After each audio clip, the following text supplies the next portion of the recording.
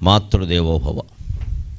అమ్మయటంసునెత్తుకొన అక్కడికక్కడే సత్కవిత్వపు సొమ్ములు మేనిపైన మరి చొక్కగనేజవు మాతృభక్తిలో. అమ్మయటంసునెత్తుకొన అక్కడికక్కడే సత్కవిత్వపు సొమ్ములు మేనిపైన మరి చొక్కగనేజవు మాతృభక్తిలో. కమ్మని పద్యముల్ బలికి కాన్కలు గైకొననున్న శ్రద్ధ. కమ్మని పద్యముల్ బలికి కాన్కలు గైకొననున్న శ్రద్ధ. ఓ అమ్మా ఓ అమ్మా భవత్పదాంబుజములందున లేదు క్షమింపు మీనను. కమ్మని పద్యముల్ బలికి కాన్కలు గైకొననున్న శ్రద్ధ. ఓ అమ్మా భవత్పదాంబుజములందున లేదు క్షమింపు మీనను. లోకంలో మాయ అంటే ఏమిటి అని వివేకానందుడిని ప్రశ్నించారు. లోకం నడుస్తున్న విధానాన్ని గమనిస్తే మాయ ఏమిటో నీకు అర్థమవుతుంది అన్నాడు ఆయన. ఎందుకంటే మాయ గురించి ఎవరైనా చెప్పడం చాలా కష్టం. ఎందుకంటే దాన్ని తిరగేస్తే కానీ అది అర్థం కాదు, తిరగేస్తే అసలు అర్థం కాదు. దాన్ని తిరగేస్తే యా మా అవుతుంది, మాయాన్ని తిరగేస్తే యా మా. యా మా అంటే ఏది లేదో, లేని దాన్ని ఏం వర్ణిస్తాం? యా మా అంటే ఏది లేదో అది మాయ. యా అంటే ఏది, మా అంటే లేదు. సంస్కృతంలో అంతే, చాలా చిన్న అక్షరాలకి పెద్ద అర్థాలు ఉంటాయి ఆ భాషలో. అందుకే దాన్ని దేవభాష అంట. సూక్ష్మార్థాలన్నీ అందులో ఉంటాయి. అందుకని మాయాన్ని తిరగేస్తే యామా అవుతుంది. యామా అంటే ఏది లేదో అది మాయ. లేని దాన్ని ఎలా వర్ణిస్తావు? అంచేత మాయ గురించి ఏం చెప్పమంటావా? ఏది ఆధారంగా లోకమంతా నడుస్తుందో అది మాయ అన్నాడు. అంచేత లోకం అర్థమైతేనే మాయ అర్థమవుతుంది. మాయకి లోకానికి మూలమైన లోకేశ్వరుడు కూడా అర్థమవుతాడు. ఆ లోకేశ్వరుణ్ణి ఈ 9 రోజులు మనం గణపతి రూపంలో ఆరాధన చేస్తున్నాం అంతే. గణపతి రూపమే లోకేశ్వర రూపం, ఇంకేమీ కాదని కాదు దాని అర్థం. వాసవీదేవి రూపం కూడా లోకేశ్వర రూపమే, ఏమీ సందేహం లేదు. అందులో అనేక రూపాలు ఉన్నాయి భగవంతుడికి. అందులో ఈ 9 రోజులు ప్రత్యేకంగా మనం గణపతి రూపంలో ఆరాధన చేస్తాం. రేపు ఇంకో మాసం వచ్చిందంటే అమ్మవారి రూపంలో ఆరాధన చేస్తాం. తర్వాత కార్తీక మాసం అంతా శివుడి రూపంలో చేస్తాం. తర్వాత మార్గశిర మాసం అంతా విష్ణువు రూపంలో చేస్తాం. ఇలాగ మొత్తం మనకి ఇష్టమైనటువంటి రూపంలో ఆరాధించుకునేటువంటి స్వేచ్ఛ కలిగిన మతంలో, హిందూ మతంలో, సనాతన ధర్మంలో మనం పుట్టడం నిజంగానే మన అదృష్టం. అదే దేవుడు, అదే రూపం, ఇంకో మాట అన్నామంటే చంపేస్తా అనే గొడవలు మనకి లేవు ఇక్కడ. ఇంకో దేవుడిని మనం పుట్టించుకోవచ్చు కూడా, అభ్యంతరం ఎలా. అలాగే ఇందులో విశేషం ఏమిటంటే ఈ ఆరాధన చేయడంలో ఎప్పటికైనా సరే తెలుసుకోవలసింది, ఈ గణపతి దేవుడైనప్పుడు, విష్ణువు దేవుడైనప్పుడు, వాసవి దేవుడైనప్పుడు, అనేక అవతార పురుషులందరూ దేవుళ్ళు అయినప్పుడు మరి వీడెవడు? గొట్టంగాడా? వీడు దేవుడే. ఈ ఆరాధించేవాడు కూడా దేవుడే. వాళ్ళందరూ అయినప్పుడు మనం ఎందుకు కావండి? జీవుడే దేవుడు, అందులో సందేహమేం లేదు. జీవుడు దేవుడిని ఎందుకు తెలుసుకోలేకపోతున్నాడు అంటే మాయ. ఆ మధ్యలో ఉన్నదే మాయ. ఆ మాయ ఎంత విచిత్రంగా ఉంటుంది అంటే, నేను మాతృప్రార్థనలో మా అమ్మ పద్యంలో చెప్పా, అమ్మ నేను నీ మీద 100 పద్యాల పైన వెళితే నన్నంతా మాతృభక్తులు అంటున్నారమ్మా. లోకమంతా మాయలో ఉంటుంది. పద్యాలు వెళితే చాలు, పాదసేవ చేయకల్లా. తల్లిదండ్రులకు మనం ఏం చేయకపోయినా తల్లిదండ్రుల గురించి మాట్లాడుతూ ఉంటే, దేవుడికి మనం ఏం చేయకపోయినా దేవుడి గురించి మాట్లాడుతూ ఉంటే, సాటి మానవుడికి మనం ఏమీ చేయకపోయినా మానవత్వం గురించి మాట్లాడుతూ ఉంటే, ఆయన చాలా హ్యూమనిస్ట్ అండి అంటారు. ఎందుకంటే మాట్లాడాడంతే, ఏం చేయలేదు. ఇదే మాయ. ఇది పెద్ద మాయ. ఇది మనం దైవ పూజలో ఎప్పుడు దేవుడి పూజకు ప్రాధాన్యం ఇస్తాం, కానీ మొత్తం అంతా దైవమే అన్నప్పుడు సమాజం అంతా దైవమే కదండి. సమాజానికి సేవ చేయడం అంటే దైవ సేవే కదా. అది చేయం. అక్కడికి వచ్చేసరికి ఎలా తప్పించుకుందామా అని చూస్తాం. అందులో కూడా ఎవరికి సేవ చేస్తే ఎక్కువ పుణ్యం అని ఆలోచిస్తాం. మనం కేజీల్లో చూస్తాం పుణ్యాన్ని కూడా. ఇదో అజ్ఞానం. జ్ఞానాన్ని, పుణ్యాన్ని కూడా కేజీల్లో తోచడం. అందుకే మనం కాకినాడలో దానం వేయడం కంటే కాశీ వెళ్ళినప్పుడు దానం ఇద్దాం అనుకుంటాం. ఎక్కువ పుణ్యం, అక్కడ 2 కేజీలు ఎక్కువ వస్తుంది. మళ్ళీ దానికో తిథి ఉంటుంది, ఏకాదశి, ఆ రోజు ఎక్కువ. మన రాకాశి బుద్ధి మారినంత వరకు ఎన్ని ఏకాశులు చేసినా ఒకటే, ఉపయోగం వెళ్ళలేదు దీనివల్ల. ఎలాగో నన్ను కొట్టినట్టు మాట్లాడతాను కదా, అంచేత కొడుతూనే మాట్లాడతాను, అభ్యంతరం లేదు. వచ్చిన వాదు వచ్చెనక వాదము చేసి ప్రయోజనంబు లేదు. మీరు అలా ఘాటుగా చెప్తారని విని మాటలు విని విసుకొచ్చి ఈ పద్యం వచ్చింది నాకు. వచ్చిన వాదు వచ్చెనక వాదము చేసి ప్రయోజనంబు లేదు, అచ్చును గృద్దినట్లు బ్రతుకంతయు ఉన్నది ఉన్న ఎట్లు వాకృచ్చుట నాదు పద్ధతి.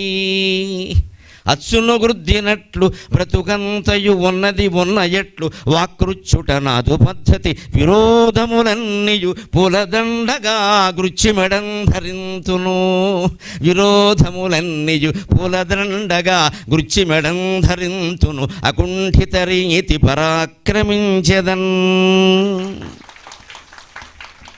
అని మా అమ్మవారితో చెప్పుకు నేను శపథం చేశా. మాట ఎలాగో వచ్చేసింది కదమ్మా, ముద్ర పడిన ముద్ర జరిగిపోదురా అన్నాడు పాత సినిమా పాటలో. పడిని ఆ ముద్రను మనం అనుకూలంగా మార్చేసుకుందాం. ఎప్పుడు విమర్శను ఏం చేయాలంటే, విమర్శ ఒక రాయి, అది మనకు తగులుతుంది. జాగ్రత్తగా క్యాచ్ పట్టుకుని కింద పెట్టుకోగలిగితే ఆ విమర్శలను మెట్లు చేసుకుని మనమే అతిరోగిస్తాం శిఖరం. ఆ విమర్శలన్నీ రాళ్ళు అవుతాయి. ఆ రాళ్లతో మనం మెట్లు కట్టుకుంటాం, రాయి మనకి తగలకుండా చూసుకోవాలి అనేవాడు అంటూనే ఉంటాడు. బాధపడమని నీకెవడు చెప్పాడు? వాడు అనకుండా ఉండడం మన చేతుల్లో లేదు. చాలామంది ఇక్కడే బలహీనపడి డిప్రెషన్కి వెళ్ళిపోతారు. నన్ను అలా అన్నారు, ఇలా అన్నారు, అలా అన్నారు, ఇలా అన్నారు. లోకము మూయగ మూకుడు ఉండునే అంటాడు మహాకవి జాషువా. లోకాన్నంతా మూకుడెట్టి మూసేస్తావా అనేవాడు అంటాడాయా? నేను వాట్సాప్లో ఫేస్బుక్లో చూడమని అప్పుడు చెప్పాడు పని లేక. ఏదో ఒక చిన్న పోస్ట్ ఒకటి అందులో పెట్టడం, ఏమైందని చూడడం. అసలు పెట్టడమే తప్పు, చూడడం మరీ తప్పు. ఎందుకు పెట్టావు అసలు? నీ పుట్టినరోజు అయితే ప్రపంచానికి తెలియాలా? నువ్వేమైనా గాంధీవా, నెహ్రూవా, సుభాష్ చంద్రబోస్వా? ఎందుకు తెలియాలి? మనం ఏమి చేయకపోయినా సరే టుడే ఈజ్ మై బర్త్డే. ఇంకా అందరూ కూడా నవ్వే బొమ్మకుడు, ఏడ్చే బొమ్మకుడు, రకరకాల బొమ్మలు పెడతారు. ఇందులో ఒకడెవడో ఏడ్చేవలే, నువ్వు పుట్టినరోజున తుఫాను వచ్చిందంటాడు, అయిపోయింది. ఇక మనం ఏడుస్తూ కూర్చోండి. ఈ పుట్టినరోజు ఈవేళ అని పెట్టకపోతే వాడు అనడు కదమ్మా, వాడికి అవకాశం లేదు కదా. మనకి లోపల మనం పైకి ప్రకటించని ఒప్పుకోనిది ఏమిటంటే అహంకారం. నా గురించి అందరికీ తెలియాలి. మహాత్మా గాంధీ అలా అనుకోలేదు. ఒక క్షణంలో సైమన్ కమిషన్ వాళ్ళు వస్తే, నా తెలుగువాడి శవాన్ని ముట్టుకోవడానికి నువ్వు అంగీకరించకపోతే నా ప్రాణం వదిలేస్తాను, చొక్కా చింపి తుపాకు కాల్చుకోరా అన్న ప్రకాశం పంతులు పుట్టినరోజు ఫేస్బుక్లో పెట్టలేదు, ఎవరికి చెప్పలేదు. ఆ రోజుల్లో ఆయనకు ఒక కేసు వాదిస్తే 1,00,000 ఇచ్చేవారు. 1920, 100 ఏళ్ల క్రితం 1,00,000 ఇచ్చేవారు ఒక కేసుకి. అంటే ఆలోచించండి, 1920 ఎకరం 100 రూపాయలు ఉండే రోజులు అవి. ఒక కేసు వాదిస్తే 1,00,000 ఇచ్చేవారు. గాంధీ గారు మాట్లాడిన ఒక్క ఉపన్యాసం విని ఆయన అక్కడికక్కడ లాయర్ కోర్టు తీసిపారేసి స్వరాజ్యోద్యమంలో చేరిపోయాడు. పోనీ ఈ గాంధీ గారు ఏమైనా ఘంటసాల లాంటి పాటలు పాడాడా, లేక ముషశ్రీ లేక మహాభక్త అంటే ఏం లేదు, పీల గొంతు, సన్నని మనిషి. ఏమాత్రం ఆకర్షణీయమైన రూపం కానీ వక్తృత్వం కానీ లేనివాడు. ఆయన నిజాయితీ, ఆయన చిత్తశుద్ధి తప్పితే ఆయనలో ఆకట్టుకునేది ఇంకేం లేదు. కానీ ఒక్క గాంధీ ప్రవర్తనకి బోసితాలలో పిలక, బోడితాలలో పిలక, బోసినవ్వుల మొలక కలిసి ఏదో పలుక కదిలా ఈ లోకాలు అన్నాడు కవి. ఏముంది ఆయనలో? కానీ ఆయన ఇలా ఉప్పు సత్యాగ్రహం కోసం ఇప్పుడు ఉప్పు పట్టుకోగానే వెనకాల 1,00,000 మంది వచ్చేశారు. ఏముంది ఆకర్షణ? ఆయనేం ధనవంతుడు కాదు, అందగాడు కాదు. త్యాగం త్యాగేనైకే అమృతత్వమానసు అని ఒక ఆయన చమత్కారంగా రాశాడు. బోడితలలో పిలక, బోసినవ్వుల మొలక కలిసి ఏదో పలుక కదిలాయి లోకాలు అన్నాడు. ఓ బోడితలలో ఓ పిలక ఉంది, అలా నవ్వుతూ ఉంటాడంతే. పడు కూడా ఉండవు ఆయనకి, పడు లేని నవ్వు, అదో అందం, పసిపిల్లడి నవ్వులాగా. కానీ ఆయన అలా పట్టుకుని రండి అనగానే కొన్ని కోట్ల మంది వచ్చారు వెనకాల. That is called empowerment my friends. సాధికారత అంటే అర్థం అది. ఇవాళ సాధికారతకి తప్పుడు అర్థాలు చాలామంది చెబుతున్నారు. వాళ్ళకు ఉద్యోగాలు రావడం, వాళ్ళ అధికారంలోకి రావడం, వాళ్ళ కాళ్ళ మీద వాళ్ళు నిలబడడం. వాళ్ళ కాళ్ళ మీద వాళ్ళు నిలబడ్డాక ఇతరుల కాళ్ళు తెగొట్టేస్తే ముందు ఆ బుద్ధి లేకుండా ఉండాలి. నీ కాళ్ళ మీద నువ్వు నిలబడగానే సరిపోలేదు, ప్రతివాడు కాళ్ళ మీద నిలబడాలా. తల్లిదండ్రుల పాదాల దగ్గర కూర్చున్నవాడే నిజంగా కాళ్ళ మీద నిలబడిన వాడు లెక్క. ప్రతివాడు వాడు సొంతం అని ప్రతివాడు తండ్రి ఇచ్చిన వ్యాపారం మానేస్తాడు, మళ్ళీ కొత్త వ్యాపారం మొదలెడతాడు. ఇక్కడ తండ్రి ఇచ్చిన వ్యవసాయం మానేస్తాడు, కొత్త ఉద్యోగం మొదలెడతాడు. అత్తగారు చేసిన పని కోడలు చేయదు, తల్లి చేసిన పని కూతురు చేయదు. అందరికీ ఎంపవర్మెంట్ అంటే నమ శివాయ. చచ్చిపోతున్నాను దెబ్బలాడుకోలేక. ఎంపవర్మెంట్ ఎక్కువైపోయింది నా దృష్టిలో. ఎంపవర్మెంట్ అంటే మనకు తెలుసున్నది ఏమిటంటే పవర్. మా అత్తగారి మాట నేను ఎందుకు వినాలి? విన్నాం. అదే ఎంపవర్మెంట్. కానీ అది కాదే ఎంపవర్మెంట్కి అర్థం మనోనిగ్రహం. నీ మీద నీకు అధికారం ఉందా? సాధికారత అంటే ఎవరి మీద? ప్రపంచం మీద ఎందుకు? ప్రపంచం మీద ఆధిపత్యం సంపాదించడానికి అలెగ్జాండర్లు, హిట్లర్లు, రావణాసురులు, హిరణ్యకశిపులు కొన్ని కోట్ల మంది ప్రయత్నం చేశారు. ఎవ్వడూ విజయవంతం కాల. ప్రపంచం మీద ఎప్పుడు ఆధిపత్యం భగవంతుడు ఒక్కడదే, మన ఎవరికీ ఉండదు. అక్కడ సాధ్యం కాదు అది. ఆధిపత్యం కోసం బయట వాళ్ళ మీద ఆధిపత్యం, నీ మీద నాకు ఆధిపత్యం ఉందా? నువ్వు ఏది నిన్ను ప్రలోభ పెడుతుందో దాన్ని నువ్వు చేయకుండా ఉండగలవా? ఏది నిన్ను భయపడుతుందో ఆ భయానికి నువ్వు లొంగకుండా ఉండగలవా? That is called empowerment. ఆ మనోనిగ్రహం ఉండాలి. గాంధీ గారికి అది ఉంది, అందుకే ఆయనకి ఎంపవర్మెంట్ వచ్చింది. లేకపోతే ఆ బక్కాయిన మాట మీద అందరిపై తయారవడం పెట్టండి. ఎన్ని కోట్ల మంది జనాభా ఉంటే అన్ని కోట్ల మంది పెరిగెట్టారు ఆయన వెనకాల. 30 కోట్ల మంది ఆ రోజుల్లో. ఈరోజు 140 కోట్ల మందికి 140 మంది కాదమ్మా, 1 కోటి మంది నాయకులు ఉన్నారు. 140 మందికి ఒకడు. అందరికీ ఎంపవర్మెంటే.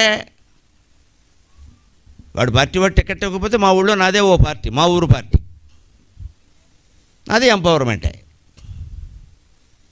ఎంపవర్మెంట్ అనేది, సాధికారత అనేది త్యాగం వల్ల వస్తుంది తప్ప భోగం వల్ల ఎప్పుడూ రాదు. అది మన సంస్కృతి చాలా స్పష్టంగా చెప్పింది ఆ విషయం. అందుకే మనం గణపతి పూజ చేస్తూ గణపతిని భక్తిగా ముందు కోరవలసింది ఏమిటంటే, నా కోరికలు తీర్చమని కాదు. మీరు గణపతి రూపాన్ని చూడండి, కదలలేరు. అక్కడ నిజంగా చూస్తే కదలలేరు. కానీ మన దౌర్భాగ్యం ఏంటంటే రూపాన్ని చూడనివ్వరు. దాని నిండా రకరకాలు కప్పేస్తారు. పెద్ద పెద్ద దండలు వేసేసి పెద్ద పెద్ద హడావిడి చేసేస్తే అసలు ఆయన గణపతో మరేం పతో అర్థం కాదు. ఇంకా నయం, గణపతి ఉత్సవాలు చాలా పెద్ద విగ్రహం ఉంటుంది కాబట్టి ఎన్ని చేసినా కొంతైనా కనపడతాడు, మూతో ముక్కో. దేవాలయాల విగ్రహాలు మరీ ఉండేదే కూర్చుండి ఎంత ఉంటాడు పాపం. ఆయన వేణువు కాదు, కాళ్ళు కాదు, గోళ్ళు కాదు, ఏమీ కనపడేవారు, మొత్తం దండలు వేసేస్తారు. నమశివాయ. దేవుడికి ఎప్పుడు ఇళ్లలో అంత అలంకారాలు చేయకూడదండి. దేవుడి విగ్రహం అలాగే ఉండాలి, శుభ్రంగా తుడిచేయాలి, వదిలేయాలి, అంత ఇంకేం చేయకూడదు. మనం బొట్టెట్టకూడదు. అక్కడ శిల్పి బొట్టు పెట్టాడు, చాలా అందంగా పెట్టాడు. మనం పెడితే పెంట బొట్టులో ఉంటుంది అది. మొహం నిండా మెత్తేస్తాం. మన మనుషులకే బొట్టెట్టలేం, దేవుడికి ఏం పెడతాం? శుభ్రంగా బొట్టెట్టుకుని వస్తారు మొత్తం ఎదుగులు, వాళ్ళకి మళ్ళీ బొట్టెడతారు. అది జరిగిపోయింది. ఏంటంటే పెట్టాలి. నువ్వు పెట్టక్కలేదేమో, దండం పెట్టుకో చాలు. ఈ బొట్టు పెట్టి ఆవిడేదో చక్కగా ఆవిడకి నచ్చినట్టు ఆవిడ పెట్టుకుంది, మనం ఎలా పెట్టాం, అయిపోయింది. అక్కడ కొబ్బరికాయ కొట్టినట్టు అయింది. ఆవిడ అద్దంలో చూసుకుంటే ఆవిడ వాళ్ళు ఆయన కూడా గుర్తుపట్టట్లా. మనకి ఆచారాలు ఎలా మడ్డీలా పట్టేసేయండి. మనసుకి మడ్డే. బొట్టెట్టాలి, సరిగ్గా పెట్టాలి.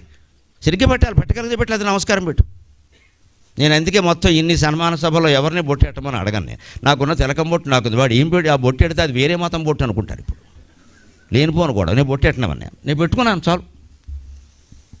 మొత్తం అన్నీ మెత్తేస్తే ఇక్కడ చివరికి ఇంటికి వెళ్ళి ఈవిడైనా గుర్తుపట్టాలా మా ఆయనని, ఎవడరా వీడంటే. మనకి మానవుల విషయంలో కాదు, దేవుడి విషయంలో కూడా మనకు ఒక అహమానం ఉండదు. అనేది భక్తి కాదు, అది అహం. నేను చెయ్యాలి. నా చేత్తో నీళ్ళు నీ చెయ్యి అనేది మానేయడమే దైవత్వం అమ్మా.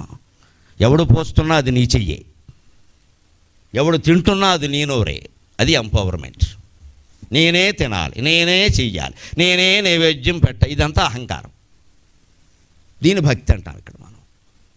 అది ఆ ముందు ఆ దుర్భావం పోగొట్టుకో. నువ్వే చేయక్కర్లేదు, ఎవరు చేస్తున్నా నువ్వే చేస్తున్నావు అని భావించడం భక్తి. అప్పుడు పోటీలు ఉండవు, గొడవలు ఉండవు. ఎంపవర్మెంట్ అంటే మొత్తం పవర్ అంతా నీదే.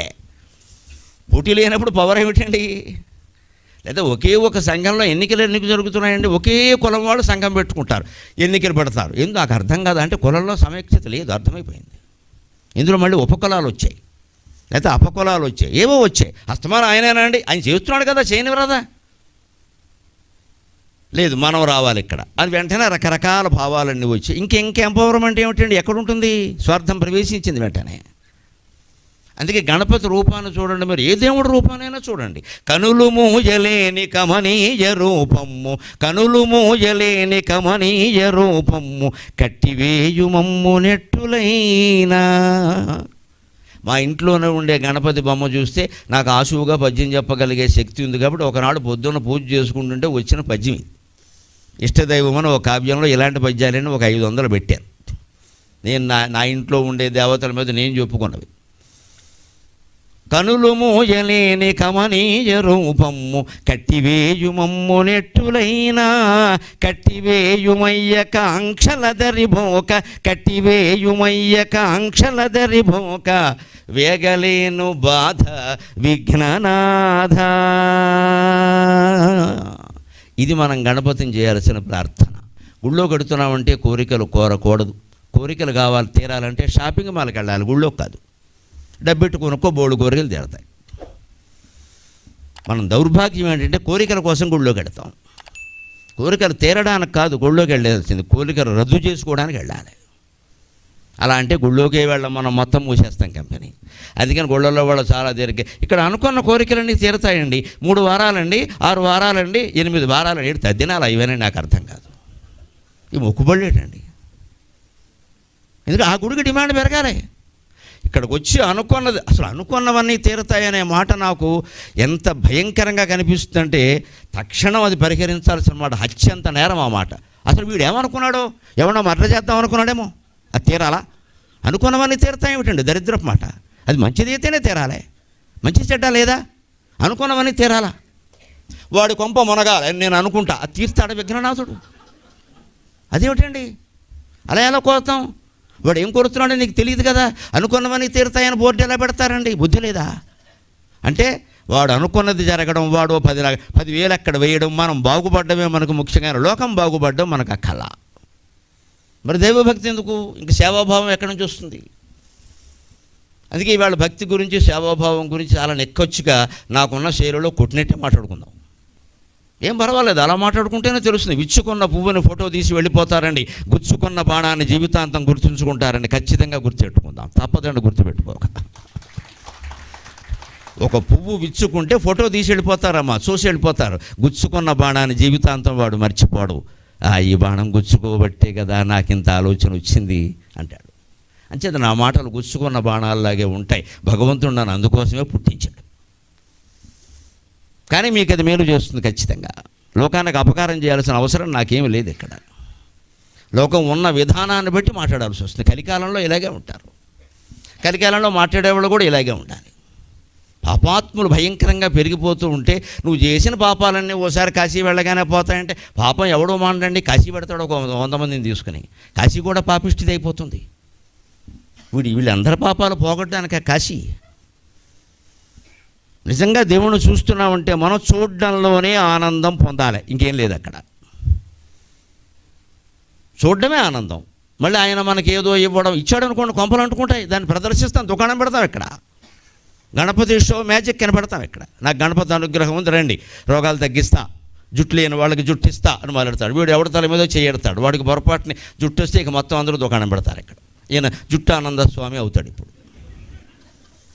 అక్కడి నుంచి జుట్టు మీద కోట్ల వ్యాపారం చేస్తాడు. వీడు బోడి జుట్టు కోసమా యోగ సాధన అంతా? ఇప్పుడు జుట్టు లేకపోతే నష్టం ఏమిటి? మీరు నన్ను నెత్తి మీద జుట్టు ఉందని పిలిచారా? లేదనే కదా పిలిచారు. నాకు ఇవాళ భగవంతుడు ప్రత్యక్షం అయితే నెత్తి మీద జుట్టు ఏమో నేను అడిగితే ఆ జుట్టు ఒకటి వచ్చి మిగిలినవి లాగైతే ఏమైపోతుంది? ఎవడు పిలుస్తాడు ఇక్కడికి? జుట్టు ఉన్నవాళ్ళు మీరందరూ లేరండి, నన్ను ఎందుకు పిలిచారు ఇక్కడికి? లేని దానికోసం ఏడవకుండా ఉన్నదానితో సంతృప్తి చెందడమే నిజమైన భక్తి. మనకు అర్థమైతే అది అసలు లేదు అని మనం అంటున్నామంటే అంత దరిద్రపు మాట ఇంకోటి లేదు. ఎవరేమో అన్నీ ఉన్నాయి, నీకేమైనా కావాలో చెప్పు, అంతే లెక్క. అన్నీ ఉన్నాయి కానీ అది లేదండి, అది ఎందుకమ్మా? ఇంకా అన్నీ ఉన్నాయని చెబుతున్నావుగా నువ్వే. అన్ని సంపదలు ఉన్నాయండి. నట్టింట్లో పిల్లలు తిరగడం, నట్టింట్లో కాకపోతే నెట్టింట్లో తిరుగుతున్నారు ఇవాళ పిల్లలు. నట్టింట్లో కాదు, నెట్. నీకు ఎందుకమ్మా గొడవ? ఇంత చేస్తే ఈవిడికి పిల్లలు ఉన్నారు, కోడలకి పిల్లలు లేరు, ఈవిడ శంక. అది చచ్చిపోయింది ఏమన్నా? ఏమైంది? పిల్లలు లేకపోతే వాళ్ళు చూసుకుంటారు, గొడవ ఏదో. పిల్లలు లేనివాడు నా దృష్టిలో దేవుడితో సమానం. హిందూ దేవతలు ఎవరికీ పిల్లలు లేరు, మీరు లెక్కేసుకోండి. విష్ణుమూర్తికి పిల్లలు లేరు, మన్మథుడు ఊహా సంతానం, బ్రహ్మదేవుడు పౌరాణిక సంతానం, శివుడికి పిల్లలు లేరు. కుమారస్వామిని ఆవిడ గర్భంలో కనల అగ్ని తేజస్సు వల్ల జన్మించాడు. ఈశ్వర తేజస్సు బయటపడి దాన్ని అగ్ని మింగి, దాన్ని గంగ మింగి, దాన్ని శరవణ స్తంభాలు మింగి, గంగా నది మింగి, ఇంతమంది మింగితే తర్వాత బయటపడ్డాడు. శివుడు కడుపున పుట్టినవాడు కాదు ఆయన. వినాయకుడు సరే మనకు అందరికీ తెలుసు, నలుగుపిండికి బొమ్మ చేసి ప్రాణం పోశాడు. ఆయన ఏ ఆసుపత్రిలోనూ పట్ల ఆధార్ కార్డు లేదు. బ్రహ్మదేవుడికి నారదుల సంతానం, అది మరీ విచిత్రం, అసలు కుదరదు. అది సరస్వతీదేవి ఒప్పుకోదు. నేను ఎప్పుడు ఆసుపత్రికి వెళ్ళాను నాకు తెలియదు, వీడు ఎవడో ఉంటుంది. అది ఊహాజనిత సంతానం, సంకల్ప మాత్రంతో కలుగుతారు వాళ్ళకి. సంకల్పం. బ్రహ్మదేవుడు సంకల్పించాడు, నారదుడు పుట్టాడు. ఆయన సంకల్పించాడు, సనకుడు, సనందనుడు, సనత్సుజాతుడు, సనత్ కుమారుడు పుట్టారు. ఆయన సంకల్పించాడు, దక్ష ప్రజాపతి పుట్టాడు. సంకల్పం అది. వాళ్ళు మనసులో సంకల్పిస్తే పుడతారు, మరకమల్ల గర్భం ధరించరు వాళ్ళు. వాళ్ళు ఎందుకు అలా చేశారు? వెరివేధవాళ్ళు కాదు, మనలాగా కనలేక కాదు. కడుపున కన్నందుకే కదండి మనం చచ్చిపోతున్నాం. ఇక్కడ DNA పరీక్షలు చేయించుకుని నా సంతానం అని 1000 కోట్లు అక్రమంగానే సంపాదించి కొడుక్కిస్తాడు. కానీ అనాథాశ్రమానికి ఇద్దామని ఎవడు అనుకోడండి, సోషల్ వెల్ఫేర్ హాస్టల్కి ఇద్దామని ఎవడు అనుకోడండి. నా కొడుకే వీడిని వృద్ధాశ్రమంలో బారేసేవాడుకు ఈ కొడుకే. అప్పుడు తెలుస్తుంది, కొడుక ఇంత చేస్తే నాన్న అంత చేయొద్దని చెప్పాను నేను అనవసరంగా అంటాడు. వీడికి ఎంత ఇచ్చినా చాలు, ఎందుకంటే దాన్ని హక్కుగా భావిస్తున్నాడు. కొడుకు కానీ కూతురు కానీ తేడా గమనించండి. బయట వాళ్ళు ఎవరికైనా మనం దానం చేస్తే దాన్ని హక్కుగా భావించరు. మన పిల్లలకి ఏమి ఇచ్చినా దాన్ని హక్కుగా భావిస్తారు. మాకు ఇవ్వకపోతే ఎవరికి ఇస్తావు?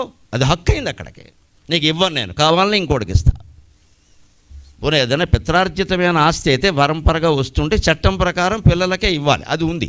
నీ సొంత ఆస్తి ఇవ్వాల్సిన పని లేదండి, మనం కష్టపడి సంపాదించుకుంటాం. ఎప్పటి నుంచి రంగంలో ఉండి వ్యాపారం చేస్తున్నారు ఇక్కడ మహానుభావు రమేష్ గెల్లి గారు అంటే నా చిన్నప్పటి నుంచి వింటున్నాను ఆ పేరు. నా చిన్నప్పటి నుంచి వింటున్నాను నేను.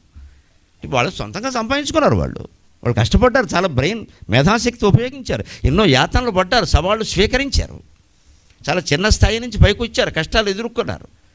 వాళ్ళు పిల్లలకే ఇవ్వాలని లేదని ఎవరికో ఇచ్చుకుంటారు. స్వార్జితం ఎప్పుడు ఇవ్వాల్సిన పని లేదు, ఉత్తమం స్వార్జితం విత్తం.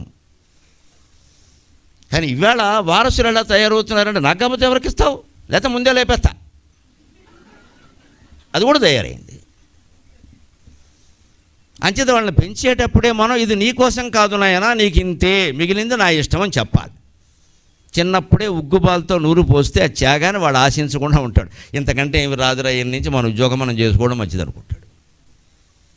ఇంకెవరికి కోసం రా సంపాదించేది నీకోసమే అన్నామనుకో, వాడు మనం లేపేసి తీసుకుంటాడు మొత్తం. ఎందుకు అనాలి?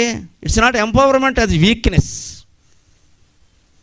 నీ కాళ్ళ మీద నీకు నిలబడ్డం చేత కాక, నీ మనసు మీద నీకు నియంత్రణ లేక నీ కోసమే ఉంటున్నావు. కానీ వాడు ఒక్కడి కోసమే ఎందుకు సంపాదించాలండి? పూర్వం వాళ్ళు నయం, మనకంటే 10 మంది ఉండేవారు ఇంట్లో, కనీసం 10 మంది కోసం సంపాదించారు వాళ్ళు. ఇవాళ ఒకరిద్దరి మించి ఎవరికీ లేరు, 100 కోట్లు తక్కువ ఆస్తి కూడా ఎవరికీ లేదు. నమశివాయ. అసలు 1 కోటి 2 కోట్లు ఇవాళ ఎవరికి ఆనవండి, 100 కోట్లే. ఏమన్నా 100 కోటి దాటి మాట్లాడాల్సిందే. అంత శతావధానులే, అష్టావధానులు ఎవరు లేరు ఇక్కడ. అసలు వీలైతే సహస్రావధానులు. మాకు మళ్ళీ పద్యాల్లో కాదు, కోట్లే. దీని నుంచి బయటపడాలంటే దైవారాధన, భక్తి ఏమిటో తెలియాలి. భగవంతుడిని చూడడంలోనే ఆనందం ఉంది, కానీ మళ్ళీ చేయి చాపడం ఏంటండి? ఇదేం దరిద్రం. ఇంకా ఎన్నుంటే సరిపోతాయి. అందుకని భక్తితో ఇక్కడేం కోరుతున్నామంటే, కట్టివేయుమమ్ము నెట్టులేనా, నీ రూపం మమ్మల్ని కట్టేసిందయ్యా, అయితే ఇంకొక పని చేయి, ఎలాగూ కట్టేస్తుంది కదా రూపం మమ్మల్ని, కట్టివేయుమయ్య కాంక్షలదరిబోక. స్వామి నేను కోరేది ఏమిటంటే, ఏ కోరిక కోరనంత స్థితిని నాకు కలిగించి ఇంకేం వద్దు, అదే కోరిక నాకు.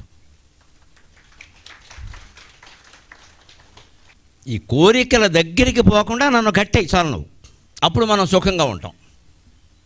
ప్రత్యేకించి దైవ దర్శనం అవ్వాల్సిన అవసరం లేదు. ఈ కోరికలు లేనివాడే దేవుడు, కోరికలు ఉన్నవాడే జీవుడు. ఎందుకని? వెగలేను బాధ విఘ్ననాథ, ఈ బాధ పడలేకపోతున్నానయ్యా అని మనం కోరాల్సింది. అప్పుడు భక్తి నుంచి ఖచ్చితంగా త్యాగమే వస్తుంది, సేవాభావం వస్తుంది. వినాయక చవితికి డబ్బులు ఇవ్వడం కదా, దానికి చాలామంది ఇస్తారు. మనకు కావాల్సిన దేశం ధర్మం. దేశం నిలబడాలంటే ధర్మం నిలబడాలి. ఆ ధర్మం హిందూ ధర్మమే. ఇక్కడ ఖచ్చితంగా 140 కోట్ల మందిలో 100 మంది పైన వాళ్ళ ధర్మమే నిలబడాలి. గట్టిగా మాట్లాడతాం, అందులో అనుమానం లేదు. ఇక్కడ దానికి మనం సంఘటితం కావట్లేదు. దానికోసం మనం గణపతి ఊరేగింపు అంటే 1 లక్ష మంది వస్తారు. దేశం రోడ్డు పాడైపోయింది, రోడ్డు వేద్దామంటే 2 కూడా రారు. రోడ్డు ఆడ వేసుకుంటాడు మనకే. మరి గణపతి ఊరేగింపు కింద పుణ్యం అయ్యి బాబోయ్ మళ్ళీ రాదు. కానీ మన పురాణాలు మొత్తం ఏం చెబుతున్నాడు? సమాజానికి చేసేదే పుణ్యం అయ్యా, ఈ విగ్రహాలకి ఎందుకు చేస్తావు ఊరికే, సమాజానికి చేయరాదా? ఇక్కడ మనం విపరీతమైన నైవేద్యాలు పెడుతున్నాం, విపరీతమైన ఖర్చు పెడుతున్నాం. లోపల సోషల్ వెల్ఫేర్ హాస్టల్ ఏదైనా మీరు చూడండి, తలుపులు లేవు, కిటికీలు లేవు, దుప్పట్లు లేవు, తినడానికి తిండి సరిగ్గా లేదు, పురుగులు ఉన్న అన్నం పేపర్లో వస్తున్నాయి కదా. ఇంతమంది జమీందారులు ఉండగా నేను మాట్లాడుతున్నానండి, నమస్కారం పెట్టి కోరుతున్నా, 100 కోట్లు ఉన్న వాళ్ళు ఎవరైనా ఒక్క హాస్టల్ దత్తత చేసుకుని మీరు చేయలేరా? మీ తండ్రి గారి పేరు మీదో మీ తల్లి గారి పేరు మీద ఒక్క హాస్టల్ దత్తత చేసుకుని దీని బాధ్యత నేను వహిస్తా అనలేరా? అనగలిగితే మీ పాదాలకు నేను నమస్కారం చేస్తా నిరహంకారంగా.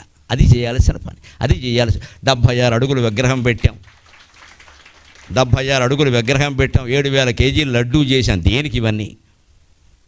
చచ్చిపోతున్నారు పిల్లలు అక్కడ. వాళ్ళ గొడవ మనకి ఎందుకు? మరి ఇంకెవరు గొడవ కావాలి మనకి? దేశం అక్కర్లేదు. ఒక అంబానీ ఒక అదానీ బాగుపడితే చాలా. ఆర్థిక వ్యవస్థలో మన 5వ స్థానంలో ఉందిట, ఇక ముందు 3వ స్థానంలో గడుతుంది. ఆశ్చర్యకరమైన విషయం ఏంటంటే గాంధీ గారు ఉన్నప్పుడు 75 ఏళ్ల క్రితం పేదరికం 80% అన్నారు, ఇప్పుడు 80% పేదరికం. మరి ఏం అభివృద్ధి చెందింది? 5వది 3వది లెక్కలు చెబుతారేంటి ఇక్కడ? ఎవరి లెక్కలు ఇవన్నీ? తక్కెళ్ళ లెక్కలు. ఇసుక తక్కడే పేడ తక్కడని, ఇసుకోదంటే పేడోదంటే వేసి తూచట్ట. ఎలా సాధ్యమవుతుందండి? ఇసుకోదంటే వేసేట, పేడోదంటే వేసేట, తూచట్ట. ఈ ఇసుక ఎక్కువగా ఉంది కదా, కొంత ఇసుక తీసి పేడలో వేసేట, అది అక్కడ అతుక్కుపోయింది. మళ్ళీ ఇసుక తక్కువైంది కదా, కొంత పేడ తీసి ఇసుకలో వేసేట, ఇది ఇక్కడ ఎక్కువైపోయింది. అందుకే ఇసుక తక్కడే పేడ తక్కడే అంటారు. అందులో వేసినా ఇబ్బంది, ఇందులో వేసినా ఇబ్బంది. ఇసుక పేడలో అతుక్కుపోతుంది, పేడ ఇసుకలో అతుక్కుపోతుంది. నువ్వు అలా ఎలా చూస్తావు? ఈ లెక్కలు ఏమిటంటే 5వ స్థానం 3వ స్థానం. ఓ పక్క రోడ్డు పక్కన అందరూ కనపడుతుంటే ఎక్కడ ప్రతి బ్యారేజ్ మీద రాత్రి చోటు లేక పడుకునే వాళ్ళే ఉన్నారమ్మా. వాళ్ళు ఆదుకోలేం మనం. సేవాభావం అంటే అదే కదా. అనేక స్వచ్ఛంద సంస్థలు ఉండి సేవ చేయవలసింది వాళ్ళకే కదా. ఊరికే మన పేరు రావడానికే పేపర్లో చేయవలసిన పని అది. దానికే మన సంస్కృతి ముందు ఓటి వస్తుంది. అందుకే నేను ఏ స్వామిని దర్శించినా ఒకటే కోరతాను, ఇదేమి కాదు. ఈ మధ్యనప్పుడు వెంకటేశ్వర స్వామిని దర్శించాను. ఎక్కడో ఉపన్యాసం ఉంటే పెడితే అక్కడ ముందు గుళ్ళోకి తీసుకుని మహావైభవం బ్రహ్మాండంగా అసలు ఏది ఉంగరం ఇంకో ఉంగరం పెడదామన్నా వేలు ఖాళీ లేదు, పెట్టేశారు మొత్తం అక్కడ. ఇంకా ఏదో చేస్తున్నామండి, మీ చేత్తో తొడగాలి, నా చేత్తో వద్దులేనైనా మీరు తొడుక్కోండి అని చెప్పాను. దేవుడికి ఎన్నైనా తొడుగుతారు, వద్దు మొర్రో అన్నా సరే ఒక్కబోసేసేలాగా. నాకు వద్దండి, నేను రాను ఇలాంటి వాటికి. ప్రవచనం అయితేనే వస్తాను. నేను ఎప్పుడు ప్రారంభోత్సవాలకి, శంకుస్థాపనలకి, వజ్రాల కిరీటం పెట్టడానికి, పట్టు చీర కట్టడానికి నేను రాను. నాకు నచ్చవు పనులు అసలు. అక్కడ ఏమైనా 4 మంచి మాటలు చెప్పమంటే వస్తాను. మీరు తొడుక్కోండి, నా టైం నాకు చెప్పండి, మాట్లాడి వెళ్ళిపోతాను. లేకపోతే ఏం చేస్తారు, నన్నో పుణ్యాత్ముని చేసేసి అక్కడి నుంచి నా కాళ్ళు గడిగేసి ఆ నీళ్ళని మొత్తం తాగేస్తారు. నమశివాయ. పవిత్రం. ఎక్కడ మనం మాయలో పడుతున్నామో గమనించండి అమ్మా. ఎందుకు కాళ్ళు గడిగి నీళ్లు తాగాలి? అంత దిగజారిపోవాలా? అంత అవసరమా? పోనీ ఆ నీళ్లు తాగడం వల్ల నీకేమన్నా నా శక్తి వస్తుంది? నా మట్టి వస్తుందేమో కానీ నా శక్తి ఏమి రాదే. నా కాలికుండే మట్టి వస్తుందేమో కానీ నా మేధాశక్తి నీకెలా వస్తుందే? కనీసం ఆ కాళ్ళ దగ్గర కూర్చొని వింటే ఏదైనా వస్తుందేమో పోనీ. అందుకని కాళ్ళకి నీళ్ళు వెర్రి ముదిరిపోతుందండి. వెర్రి ముదిరింది రోకలు తలకి చుట్టమని. వీటినే మనం వ్యతిరేకించాల్సింది. దేవుళ్ళకే వ్యతిరేకించాలి మొర్ర అంటే మనుషులకు చేస్తున్నాం పట్టుకెళ్ళి. ఇక మీరందరూ ఇలా చేశారనుకోండి, నేను డేరా బాబాలాగా, నేను బోరే బాబాలాగా తయారవుతా. అప్పుడు నాకు 1000 కోట్లు ఉంటాయి. మా అబ్బాయిలకు ఉద్యోగాలు అక్కర్లేదు. ఇంకా ఒకడెక్కడో విశాఖపట్నంలో, ఒకడెక్కడో అనంతపురంలో, వాళ్ళ తెప్పల వాళ్ళు. ఎందుకు? గరికపాటి అవధాన ఆనంద పీఠం స్వామీజీ వచ్చేయండి, మొత్తం అందరూ వచ్చేయండి, కొడుకులు కోడళ్ళు మొత్తం పెత్తనం చేసేయండి. అయిపోతుంది, మొత్తం లోకం మోసపోతుంది. ఇదే మాయ. పూర్వశాస్త్రాల్లో సరదాగా చెప్తారు ఒక మాట, జపం చేసేవాళ్ళట కళ్ళు మూసుకుంటాడట, ఎందుకంటే లోకాన్ని మాయలో పడాడు ఆయనకి. మధ్యలో కళ్ళు తెరుస్తాడు, ఎందుకంటే వీడు మాయలో పడ్డానికి. దొంగ జపం చేసేవాడు కూడా కళ్ళు మూసుకుంటాడు. మరి జపమో చెయ్యాలి కదా, కళ్ళు మూసుకుంటాడు, ఎందుకంటే లోకాన్ని మాయలో పడేయడానికి. వీడు ఒక అరగంట సేపు కళ్ళు తెరవకుండా కూర్చుంటే ఈ దేశంలో ఏమీ కష్టపడకుండా 500 రూపాయల నోటు, 6 అరటిపళ్ళు ఖాయం. ఒక అరగంట మీ ఇష్టం వచ్చిన చోట కూర్చోండి, కళ్ళు మూసుకుని. మీరు ఏం చేయొద్దు. మీకు వచ్చిన తీపి మీ ప్రియురారి కళ్ళన్నీ కలగంటూ కూర్చోండి. మీరు ఎవరికి తెలియదు కదా, మీరు ఊహించుకుంటూ కూర్చోండి. కానీ ఎదురుగా ఖచ్చితంగా ఒక సాయంత్రం కూడా అక్కడ 1 గంటలో శుభ్రంగా 2-3 డజన్ల అరటిపళ్ళు, 500 నోటు 2-3 ఉంటాయి. రోజు గడిచిపోయాయి. రోజుకు 1500 అండి, ఎవడిస్తాడో? అంత తేలిగ్గా జనాన్ని మాయ చేయొచ్చు ఈ దేశంలో, అంత తేలిగ్గా. అందుకని పూర్వం వాళ్ళు పెద్దలు చెప్పారు, కళ్ళు మూసుకుంటాడు వీడు ఎందుకంటే జనాన్ని మాయ చేయడానికి, వీడు కళ్ళు తెరుస్తాడు ఎందుకంటే 500 కోసం అరటిపళ్ళు కోసం వీడు మాయలో పడ్డాడు. ఇప్పుడు ఈ పాటి ఇంట్లో కూర్చుంటే నీకు అరటిపళ్ళు రావా, 500 రావా, ఇక్కడ కూర్చోవాలా జనాన్ని మాయ చేసి. అందుకని నాకు వెంకటేశ్వర స్వామి చూడగానే వాళ్ళు పాపం అక్కడ ఏదో గుళ్ళోకి వెళ్ళాను కదా అని ఏమైనా భజన చెప్పండి నేను చెప్పాను, ఆశువుగా నాకు చేతన అవుతుంది కదా, నా బాధ ఆయనకి చెప్పేశా. స్వామి ఏమి వచింతు నీ ఎదుట, స్వామి ఏమి వచింతు నీ ఎదుట, స్వామి ఏమి వచింతు నీ ఎదుట, ఏ వాక్యాలచే ఊరటన్ క్షేమంబున్గనువాడ, ఏ వాక్యాలచే ఊరటన్ క్షేమంబున్గనువాడ, లోకమున నీకే ఉత్సవం పైన ఎంతో మహాత్మ్యముతోపజేసెదరు భక్తుల్, లోకమున నీకే ఉత్సవం పైన ఎంతో మహాత్మ్యముతోపజేసెదరు భక్తుల్, వృత్తి ధర్మంబులందు ఏమాత్రమును శ్రద్ధ చేయరు, వృత్తి ధర్మంబులందు ఏమాత్రమును శ్రద్ధ చేయరు, ఇది ఏమి భక్తియా భుక్తియా. దేవుడికి ఉత్సవం చేస్తున్నామంటే పల్లకి మోయడం కోసం దెబ్బలాడుతూ ఉంటాం మనం. ఎక్కడ నువ్వేనా నేను మోయిద్దా, ఎందుకంటే పుణ్యం వస్తుంది. రోజు మోసేవాడు ఒకడు ఉంటాడు, వాడు పనికి మేలినవాడు, వాడిని పక్కన పెట్టేస్తాడు. ఉత్సవాల్లో మేము మోస్తాం, రోజు మోయరాదా, నీకని దమ్ముంటే రోజు వాడు మొయ్యాలి.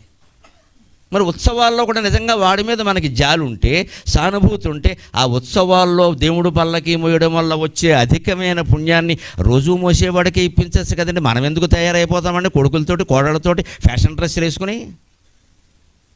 పుణ్యం రావాలి, పుణ్యం రావాలి, పుణ్యం మనకి రావాలి. రోజు చాకిరి వాడుకుండాలి.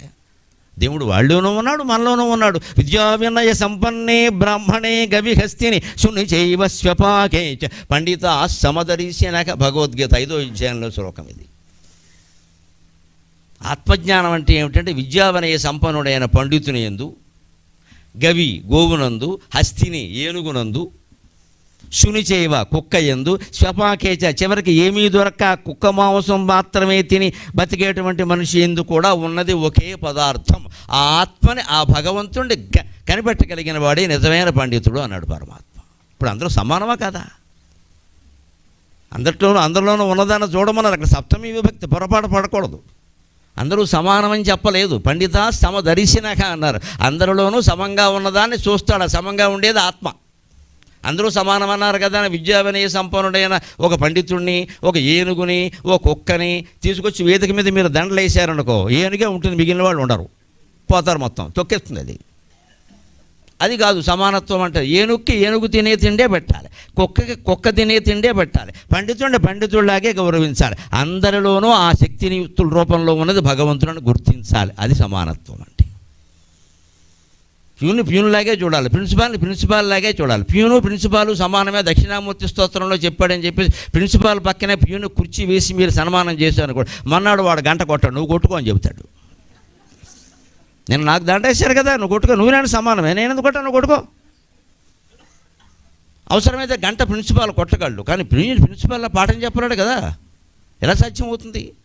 కొన్ని పనులు కొందరే చేయగలరు, వారే చేయాలి. అది సమానత్వం అంటే అందరిలోనూ ఉన్నది సమానం. అక్కడ వాడింది సప్తమి విభక్తి.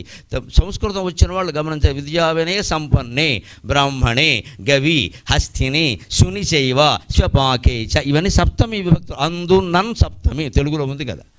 దాని యందు, దీని యందు, అతని యందు, వాని యందు ఉన్నది భగవంతుడు, కానీ వాళ్ళందరూ భగవంతుడు కాదు అక్కడ. అది భౌతిక ఉపాధులు, దాన్ని బట్టి తేడాలు ఉంటాయి. చిన్నపిల్లాడికి చొక్క కొలతలు వేరు, 70 ఏళ్ళు ఉన్నవాడికి చొక్క కొలతలు వేరు. ఒకటేంటి ఎలాగా? ఎవరిని బట్టి వారికి చూడాలి కదా. మీ ఇద్దరు సమానం అంటే చచ్చిపోతాడు పెద్దవాడు. ఇక్కడ పెద్దవాడు కొలతలతోనే చిన్నవాడికి తీస్తే వీడు ఏం చేయాలో తెలియదు, దాన్ని తొడుక్కోలేడు, వేలాడిపోతూ ఉంటుంది. అలా చూడాలి కదా. కానీ తాత అయినా, తండ్రి అయినా, మనవడైనా, మనవరాలైనా ఉన్న పదార్థం ఒకటే. స్త్రీ పురుష భేదం కూడా ఏం లేదు ఇక్కడ. ఆత్మ అందరికీ సమానమే.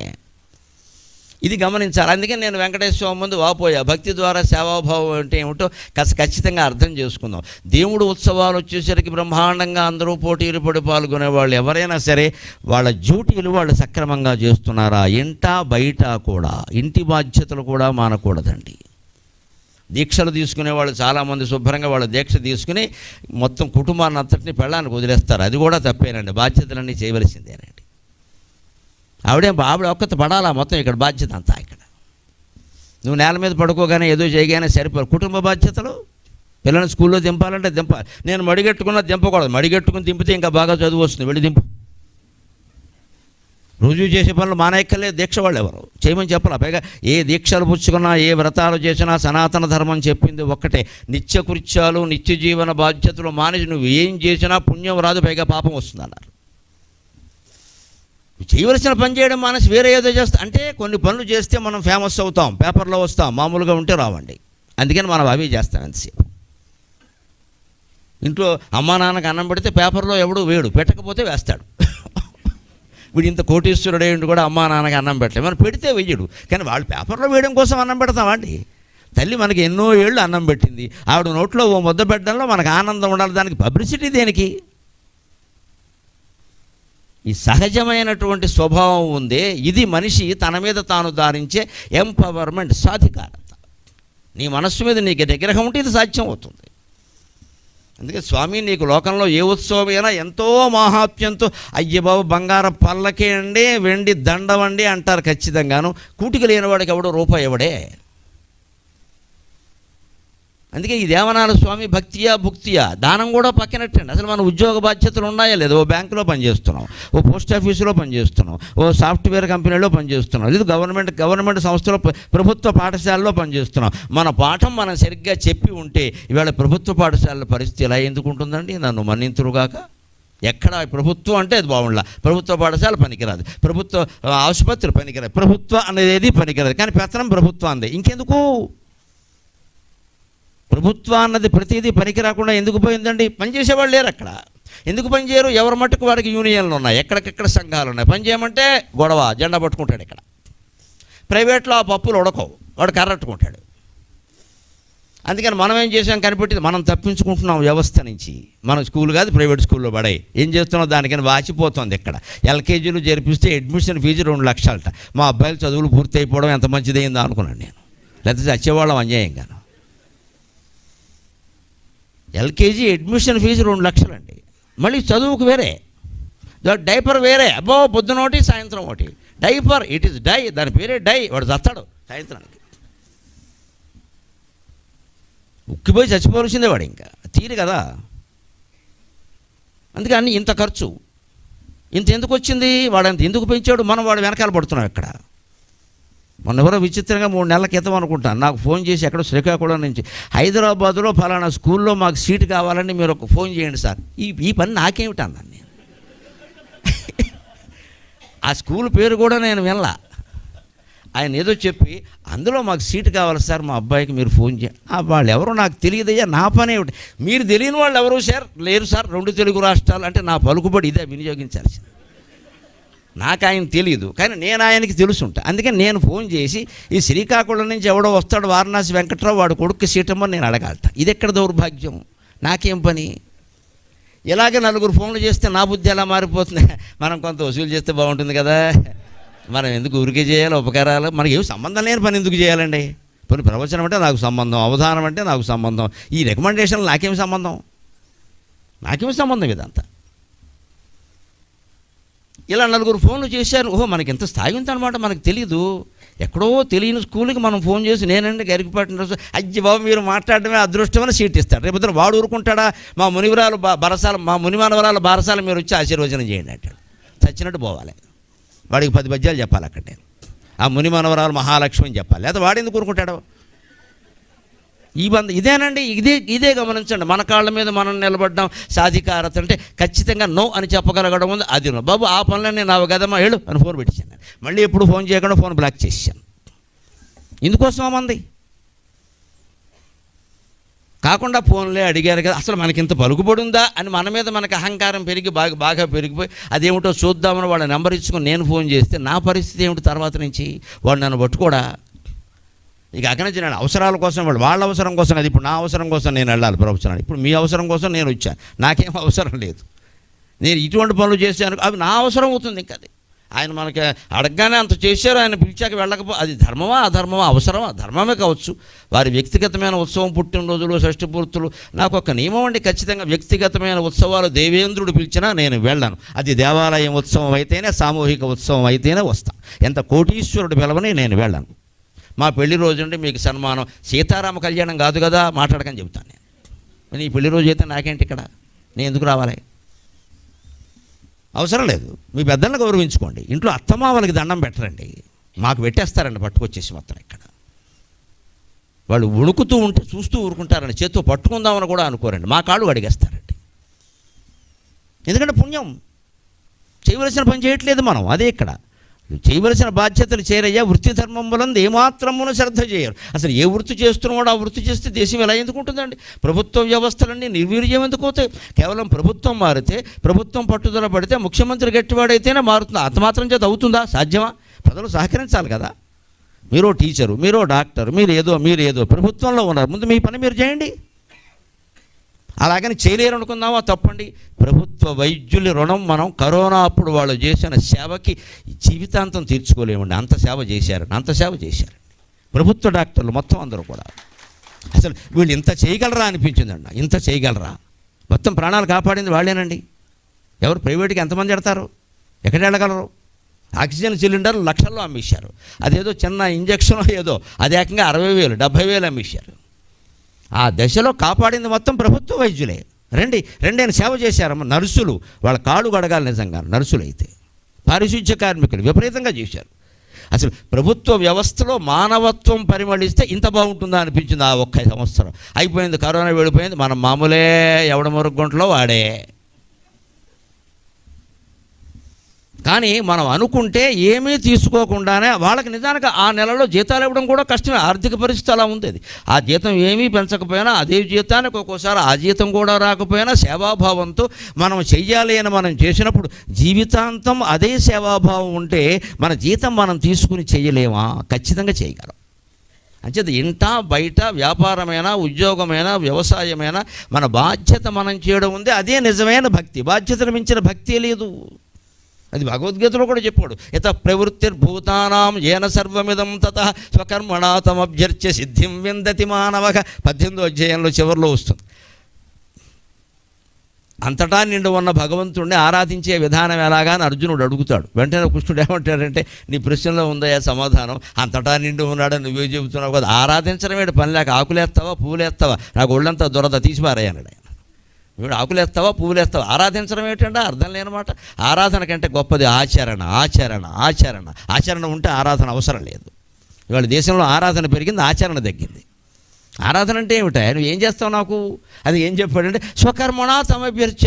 అంతటా నిండి ఉన్నాడని నువ్వే చెబుతున్నావు కదా, నువ్వు ఏ పని చేస్తున్నావో ఆ పనిలో, పని ఫలితంలో, పని ముట్టులో, పని చేసే నీలో నేనున్నాను కదా, ఆ పని సక్రమంగా చేయి, అదే ఆరాధన అన్నాడు. అంతే. మొత్తం భగవద్గీత సారాంశం అండి ఇది.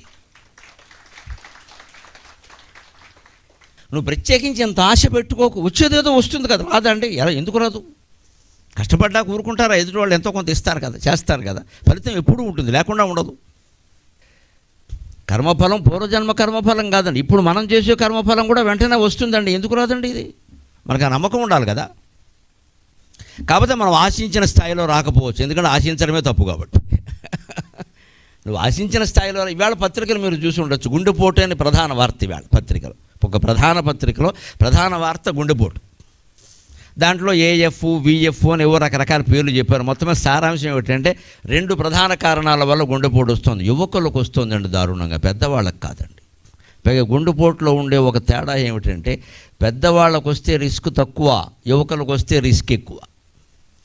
80 ఏళ్ల వాడు గుండెపోటు వస్తే రిస్క్ తక్కువ. వాడు అప్పటికే బోడు గుండెపోటు తట్టుకున్నాడు. ఈ లోపల గుండె కాదు, బయట నుంచి చాలా తట్టుకున్నాడు. వ్యాపారంలో నష్టాలు, భార్యతో గొడవలు, భర్తతో గొడవలు, పిల్లలతో గొడవలు, చాలా గుండెపోట్లు అయ్యాయి. అందుకని పర్లేదులే అనుకుంటాడు, ఆయన ఏం చేయదు. అంటే రిస్క్ తక్కువ. 30 ఏళ్ల వాడికి వస్తే చాలా దారుణం అండి, వాడు తట్టుకోలేడు. ఎందుకంటే అతనిలో ఉండే ఉత్తేజకరమైన కణాలు దాన్ని పెంచేస్తాయి, రోగాన్ని పెంచేస్తాయి, ఆ ఒత్తిడిని పెంచేస్తాయి. ఇప్పుడు 80 ఏళ్ల వాడు చాకు పట్టుకుని, కత్తి పట్టుకుని ఎవరినో పొడి చేద్దామని చూసి అనుకోండి, ముందు ఇది ఇటు తిరిగి వీడికి తగలకుండా చూసుకోవాలి. ఎందుకంటే ఆయన వణుకుతూ ఉంటాడు. ఇక్కడ ఈ వణుకుతూ ఉంటే వాడు లాక్కుంటాడు.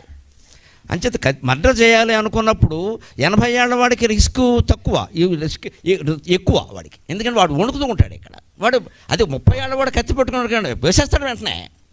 అంచేత వాడు చెడు పనికి కూడా వయస్సు ఉపయోగపడిందండి. 80 ఏళ్ల వాడికి చెడు పనికి కూడా వయస్సు ఉపయోగపడట్లా. నువ్వే వణుకుతున్నావు, వాడిని ముడుతావురా, ఊరుకో. మా చిన్నప్పుడు మా ఫ్రెండ్ ఉండేవాడు, వాడు సరదాగా అంటూ ఉండేవాడు, ప్రయాణంలో ఎప్పుడైనా ఓ చాకుంటే మంచిదిరా నేనంటే, అది అనవసరంగా వాడికి ఉపయోగపడుతుంది, ఎందుకు వచ్చిందని వాడు. చాకుంటే మంచిది కదరా ప్రయాణం, వద్దు అది వాడికి ఉపయోగపడుతుంది, ఎందుకు వచ్చింది ఊరుకో అదే. ఇప్పుడు వాడికి ఉపయోగపడటం కోసం కత్తి ఎందుకంటే మనం పట్టుకెళ్ళాం, ఇది తీసుకెళ్ళి ఇస్తామేంటి. అది ముందు మనకు ధైర్యం ఉండాలి కదా. అందుకని మన బాధ్యతలు మనం సక్రమంగా చేయడమే భక్తి. ఆ పైన సేవాభావం, ఇప్పుడు దాన్ని మాట్లాడదాం. సేవాభావం, ఇతరులకు సేవ చేయాలంటే ముందు వాళ్ళు మనం ఒక్కటే అన్న భావన ఉండాలండి, లేకుండా చేయలేమండి. చాలామంది సేవ చేసేవాళ్ళు మేము వారికి చేసాం వీరికి చేసాం, పరోపకారం చేయడమే అసలు అని నువ్వు భావించావంటే అది ఉపకారం కాదు. అది అర్థం కాకపోవచ్చు కానీ సిద్ధాంతం అంతే. ఇతరులకు ఉపకారం చేయాలని మనకు ఎందుకు అనిపిస్తుందో లోపల ఆలోచించుకోండి దయచేసి. ఎందుకు అనిపిస్తుంది? మీ అబ్బాయికి ఏదో చేద్దాం, మా అబ్బాయికి కొంచెం బాగులేదు అనుకోండి, వెంటనే మనం అన్ని పనులు మానేసి వెళ్ళిపోతాం కదా. ఎందుకని మా అనే భావన ఉంది కదా అక్కడ. అదే రకంగా ఎవరికో బాగా లేకపోతే ఆసుపత్రిలో ఉంటే నువ్వు పెడుతున్నావంటే అక్కడ కూడా ఇది మా అనే భావన ఏర్పడిందా లేదా? అంచేది మన కుటుంబం మీద మనకు ఉండేటువంటి మన అనే భావన ఉంది, దాన్ని విస్తృతం చేసి గ్రామానికి, పట్టణానికి, సమాజానికి, దేశానికి విస్తృతం చేయగలిగితే అదే దైవ భావన, అదే దైవ భావన. దాన్ని శంకరాచార్య స్వామి వేదాంత రెండిమ స్తోత్రంలో చాలా స్పష్టంగా చెబుతారు. సమిష్టి వ్యష్టి రూపముద్వవు సమిష్టి వ్యష్టి రూపముద్వవు పదార్థము సర్వసమ్మతవు సమిష్టిరీశ్వరో వ్యష్టిర్జీవో వేదాంత రెండిమక. సమిష్టి వ్యష్టి అనే రెండు మాటలు ఉన్నాయి, అందరూ ఒప్పుకునేవి, కొత్తవేం కాదు. ఒక వ్యక్తి సంబంధించింది అయితే వ్యష్టి అంటారు, అందరికీ సంబంధించింది అయితే సమష్టి అంటారు. జీవుడు దేవుడు మధ్య భేదం ఏమీ లేదబ్బాయి, వీడు ప్రత్యేకం ఒకడు అనడం జీవుడు, అందరినీ కలిపితే దేవుడు అన్నాడు. అంటే ఒక ధాన్యపు కింద జీవుడు, ఒక ధాన్య బస్తా దేవుడు, పరిమాణంలో తప్పితే దేంట్లోనూ జీవుడికి దేవుడికి భేదం లేదు. అదే అద్వైతం, అదే భారతీయ ధర్మం. వేదం అదే చెప్పింది. ఏకమేవ అద్వితీయం బ్రహ్మ నేహనానాస్తి కించన అహం బ్రహ్మాస్మి తత్వమసి. ఈ మాటలన్నీ కూడా అద్వైతాన్ని సమర్థిస్తాయి. మొత్తం సృష్టి అంతా ఉన్నది ఒక్కటే. అందుకే పరోపకారం చేసినప్పుడు మనకి ఎప్పుడూ కలగనంత ఆనందం ఎందుకు కలుగుతుందంటే మనలో ఉన్నటువంటి ఆత్మకి మనం చేయగలిగాం. ఆత్మానందం అంటారు దాన్ని, ఆత్మానందం అంటారు. మనం మంచి బట్టలు కొనుక్కున్నా, మనం మంచి ఆభరణాలు ధరించినా, మనకి నలుగురిలో గౌరవం జరిగినా కలిగేది మానసిక ఆనందం లేదా శారీరక ఆనందం.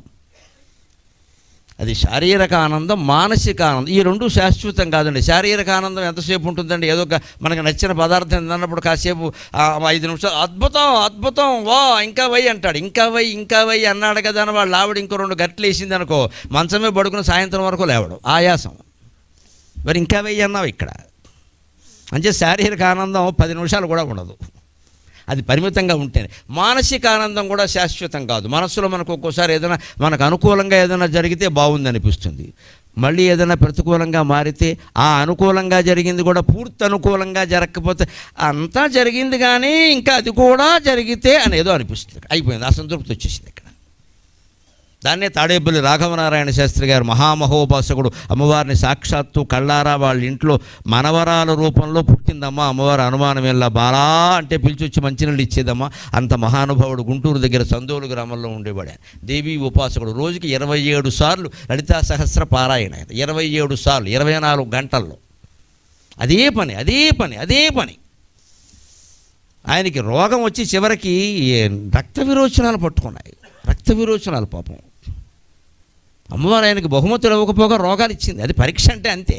ఆ మంచం మీద ఉండి పాపం అంటూ కూడా ఆయన ఏమన్నాడంటే, నేనేం అడగనమ్మా, ఈ రోగం తగ్గించమని కూడా అడగను, నాకు నోటుకు వచ్చును కదా నేను చేసుకుంటున్నాను, కాస్త లేచి అక్కడ కూర్చున్న ఓపిక ఇయ్యమ్మా చాలని అడిగాడండి. అటువంటి వాడు పుడతాడు ఆ దేశంలో. అసలు నీ పూజ చేసుకుని పారాయణ చేయడానికి అవసరమైన ఓపిక నాకు ఇంకేం వద్దు, నేను దేశమంతా దున్నేయాలని నేను అనుకోవట్లేదు.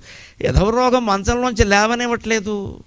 పైగా బ్రాహ్మణుడు, ఆచారం ఉంది, అస్తమాన విరోచనాలు అవుతుంటే కడుక్కోవాలి, మళ్ళీ బట్టలు మార్చుకోవాలి, ఎంత ఇబ్బంది ఇది కాకుండా ఇంకే జ్వరం అనుకో, ఆ బట్టలతో అలాగే ఉంటాను, విరోచనాలు కదా ఈ బట్టలతో ఎలా ఉంటానమ్మా, నీ పూజ చేయాలి కదా. ఉపాసనకు కొన్ని నియమాలు ఉంటాయి, అది మామూలు ఉపాసన కాదు. ఆయన చేసేది ఆయన అవతార పురుషులు అలాంటి వాడు. ఆయనకు ఎవరో చెరువు గట్టును కూర్చుని ఉంటే ఒక యోగి ఆయన కోసం వచ్చినట్టుగా ఉత్తర దేశం నుంచి వచ్చి, ఏమిటి శాస్త్రి ఇక్కడ కూర్చున్నావు అని ఆయన దగ్గరికి వెళ్ళి, నీకు మంత్రోపదేశం ఇది చూసుకో, నేను నీ కోసం వచ్చాను. మళ్ళీ ఆయన కనపడలేదు అక్కడ, ఆ చెరువు గట్టు కాదు ఎక్కడా కనపడలేదు. అలాగే ఉంటుంది ఒక్కోసారి. అటువంటి మహానుభావుడు ఆయన జీవిత చరిత్రలో చెబుతాడు, వాంఛాక్షణే చయా అతృప్తి తత్ర వాంఛైవ కారణం తృప్తిస్త్వతృప్తి పర్యంత తస్మాద్ వాంఛాం పరిత్యజ అంటాడు ఆయన. ఒక కోరిక నీలో పుడుతోందంటే మిత్రమా, కాస్త తీవ్రంగా లోపలికి ఆలోచించు. వెంటనే కోరిక తీర్చుకుందామని ప్రయత్నం కాదు. ఇక్కడ ఎక్కడి నుంచి పుడుతోంది ఈ కోరిక? ఈ కోరిక తీరకపోతే నాకు నష్టం ఏమిటి, అసలు ఇంత తీరితే కలిగేది ఏమిటి? అంచనా వేయి, ఓ తూకం వేయాలి కదా, ఒక ప్రయోజనాలు రాయాలి కదా, ఏదో ప్లస్ మైనస్ అని అనుకూలం ప్రతికూలం కాగితం మీద రాయండి. కోరిక పుట్టగానే నిజమే ఈ కోరిక ఉంది, మనకి ఇప్పుడు మన దగ్గర 10 కోట్ల ఆస్తి ఉంది, దీన్ని 100 కోట్లు చేయాలి, చేద్దాం. 100 కోట్లు కాదు 1000 కోట్లు చేద్దాం. ఒక కాగితం తీసుకో, ముందు 2 రూపాయలు కూడా ఖరీదు ఉండదు, తీసుకో, అక్కడ పెట్టుకో. 100 కోట్లు సంపాదించడం ఎందుకు అనుకుంటున్నావో రాయి. ఇక్కడ నీకున్న అవసరాలు ఏంటి? నిజానికి అన్న అవసరాలు ఏమి ఉండవండి. ఎందుకంటే తోడళ్ళు మేడ కట్టాడు, మనం గట్ట.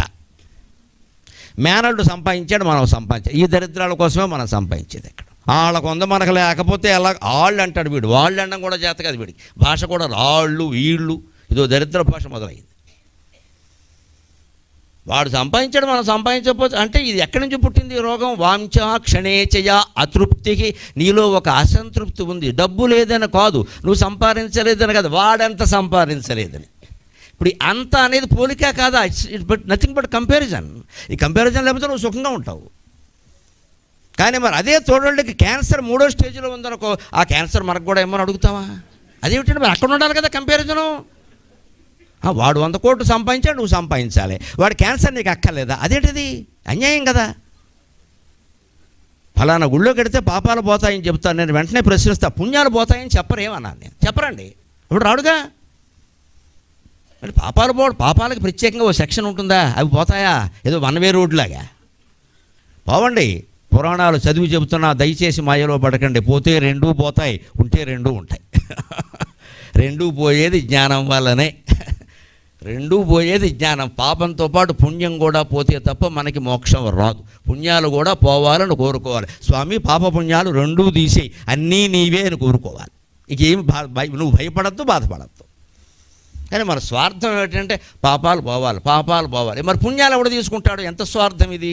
నువ్వు చేసిన కర్మఫలాల్లో ఒక కర్మఫలం నీకు రావాలా, 2వ కర్మఫలం దేవుడు తీసుకోవాలా. దేవుడు వ్యాపారస్తుడు కాదు కాబట్టి సరిపోయింది. కానీ ఏ వ్యాపారస్తుడనే ఈ బేరం ఒప్పుకుంటాడండి? చింతపండు అంతా మాకు ఇచ్చే, ఉట్లు నువ్వు తీసుకో అంటే ఒప్పుకుంటారా?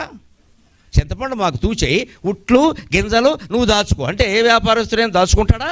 చింతపండుతో పాటు ఉట్లు ఉంటాయి, గింజలు ఉంటాయి. అవి నువ్వు ఉంచుకో, అవి నాకు వద్దు అంటే ఒప్పుకుంటాడా? మరి దేవుడు వ్యాపారస్తుడు కాదు కాబట్టి మన అజ్ఞానాన్ని ఆయన క్షమిస్తున్నాడు. లేకపోతే గోమే కొట్టడు. నీ పాపాలు నాకు ఇస్తావా, పుణ్యాలు నీ దగ్గర ఉంచుకుంటావా? నేను లోకుగా ఉన్నాను, నీకు వదిలేస్తే 2 వదిలేయాలి కదా, వదిలేయండి. ఇక అక్కడి నుంచి మనకి తగిన సోంబేరిగాడు ఒకడు తయారవుతాడు. అక్కడ పాపాలు పోతాయి, ఇక్కడ పుణ్యాలు వస్తాయి, లెక్కలు చెప్పేవాడు ఒకడు తయారవుతాడు. వాడి కాడు గడిగేస్తాం మనం. ఎందుకంటే మనకు అనుకూలంగా మాట్లాడాడు కదా. అందుకే గరికిపాటి వారు కొట్టినట్టు మాట్లాడతారంటారు. మరి నాకు అదే అలవాటమ్మా, ఏం చేయమంటావు? నేను కొట్టినట్టు మాట్లాడతాను. అయినా ఆశ్చర్యం ఏమిటంటే నన్ను వదలట్లే జనం, విచిత్రంగా ఉంది. అది నాకు అర్థం కావట్లా. నేను నిజంగా అంత కొట్టినట్టు మాట్లాడితే మీ అందరినీ కొట్టేసి ఉంటే నన్ను ఎవరు పిలవద్దు కదండి. నాకు ఫోను తీయడానికి భయమై 23 గంటలు ఫోన్ ఆపేసి గంట సేపు తీస్తానమ్మా నేను. 4 to 5 నేను ఇంక మాట్లాడను. దేవేంద్రుడితో కూడా మాట్లాడను. దేవేంద్రుడు ఒకవేళ ఫోన్ చేస్తే స్వర్గానికి రమ్మని 4 to 5 చేసుకోవాల్సిందే. నేను దొరకను. 23 గంటలు ఫోన్ ఆఫ్. దేశంలో ఏ సెలబ్రిటీ ఇలా ఉండలేడమ్మా, నేను గర్వంగా చెబుతున్నా. నాకు జ్ఞానం ఉంది, నాకు అక్కర్లేదు. అలాగని ప్రపంచం మీద నాకేం ద్వేషం లేదు. ఉంటే రాని ఇక్కడికి ప్రేమే ఉంది. ప్రపంచం మీద ప్రేమ ద్వేషము 2 లేనివాడే ప్రపంచం బాగుపడాలనుకున్నవాడు ఖచ్చితంగా మాట్లాడతాడు. అది కొట్టినట్టే ఉంటుంది. నీ గడ్డం సవరించి నిన్ను సవరిస్తూ మాట్లాడాల్సిన కర్మ నాకేం లేదు ఇక్కడ. నీవు కోరుకుంటే కదా. నా ఇంట్లో నేను ఉంటాను, హాయిగా ఫిల్టర్ కాఫీ ఇస్తున్నాడు, శుభ్రంగా ఇద్దరం కబుర్లు చెప్పుకుంటాం, బాల్యపు జ్ఞాపకాలన్నీ చెప్తారు, హాయిగా ఉంటాయి, గొడవ లేదు. ఏముంది మనకి, లోటేం లేదు కదా. తిండి కోసం సంపాదించక్కర్లేదు, పేరు కోసం సమస్యల పేరు ఎక్కువైపోయింది నాకు విచిత్రంగా. బయటికి వెడితే కష్టంగా ఉంది పరిస్థితి. అవన్నీ కాదని సమస్య. వాంఛ పుట్టింది అంటే అసంతృప్తి మనలో ఉన్నట్టే. పైగా నీకు తృప్తి కలిగింది, కోరిక తీరగానే 100 కోట్లు వచ్చాయి అనుకుందాం. లేకపోతే ఆ ఇల్లు ఏదో కట్టాం, ఏదో కట్టాం, వెళ్ళ ఆడిపోయాం, కట్టేసాం, అయిపోయింది. అందులోకి వెళ్ళావు, అయ్యిందా నీకేంటి, అమ్మాయ కాస్త గాలి వేసింది అనుకున్నావు. వెంటనే కిటికీ దిగాను, ఇందులోంచి దొంగలు వచ్చేస్తారేమో, ఇదో భయం తేరింది ఇక్కడ. ఇదివరకు ఆ భయం లేదు. ఇప్పుడు దానికి ఏదో పెట్టావు దొంగలు రాకుండా, ఏదో చేసుకుంటాం. ఇంకా అంటే మరో ఇంట్లోకి వెళితేనో మరో వైభవం పడితేనో సుఖంగా ఉంటామని లేదండి. అక్కడ ఉండే సమస్యలు అక్కడ ఉంటాయి. అంటే వాంఛ కలిగినప్పుడు నీలో అతృప్తి ఉందో అది ఎంతవరకు తృప్తి స్వతృప్తి పర్యంత, ఈ నీ కలిగిన తృప్తి కూడా మళ్ళీ అసంతృప్తి కలిగే వరకే.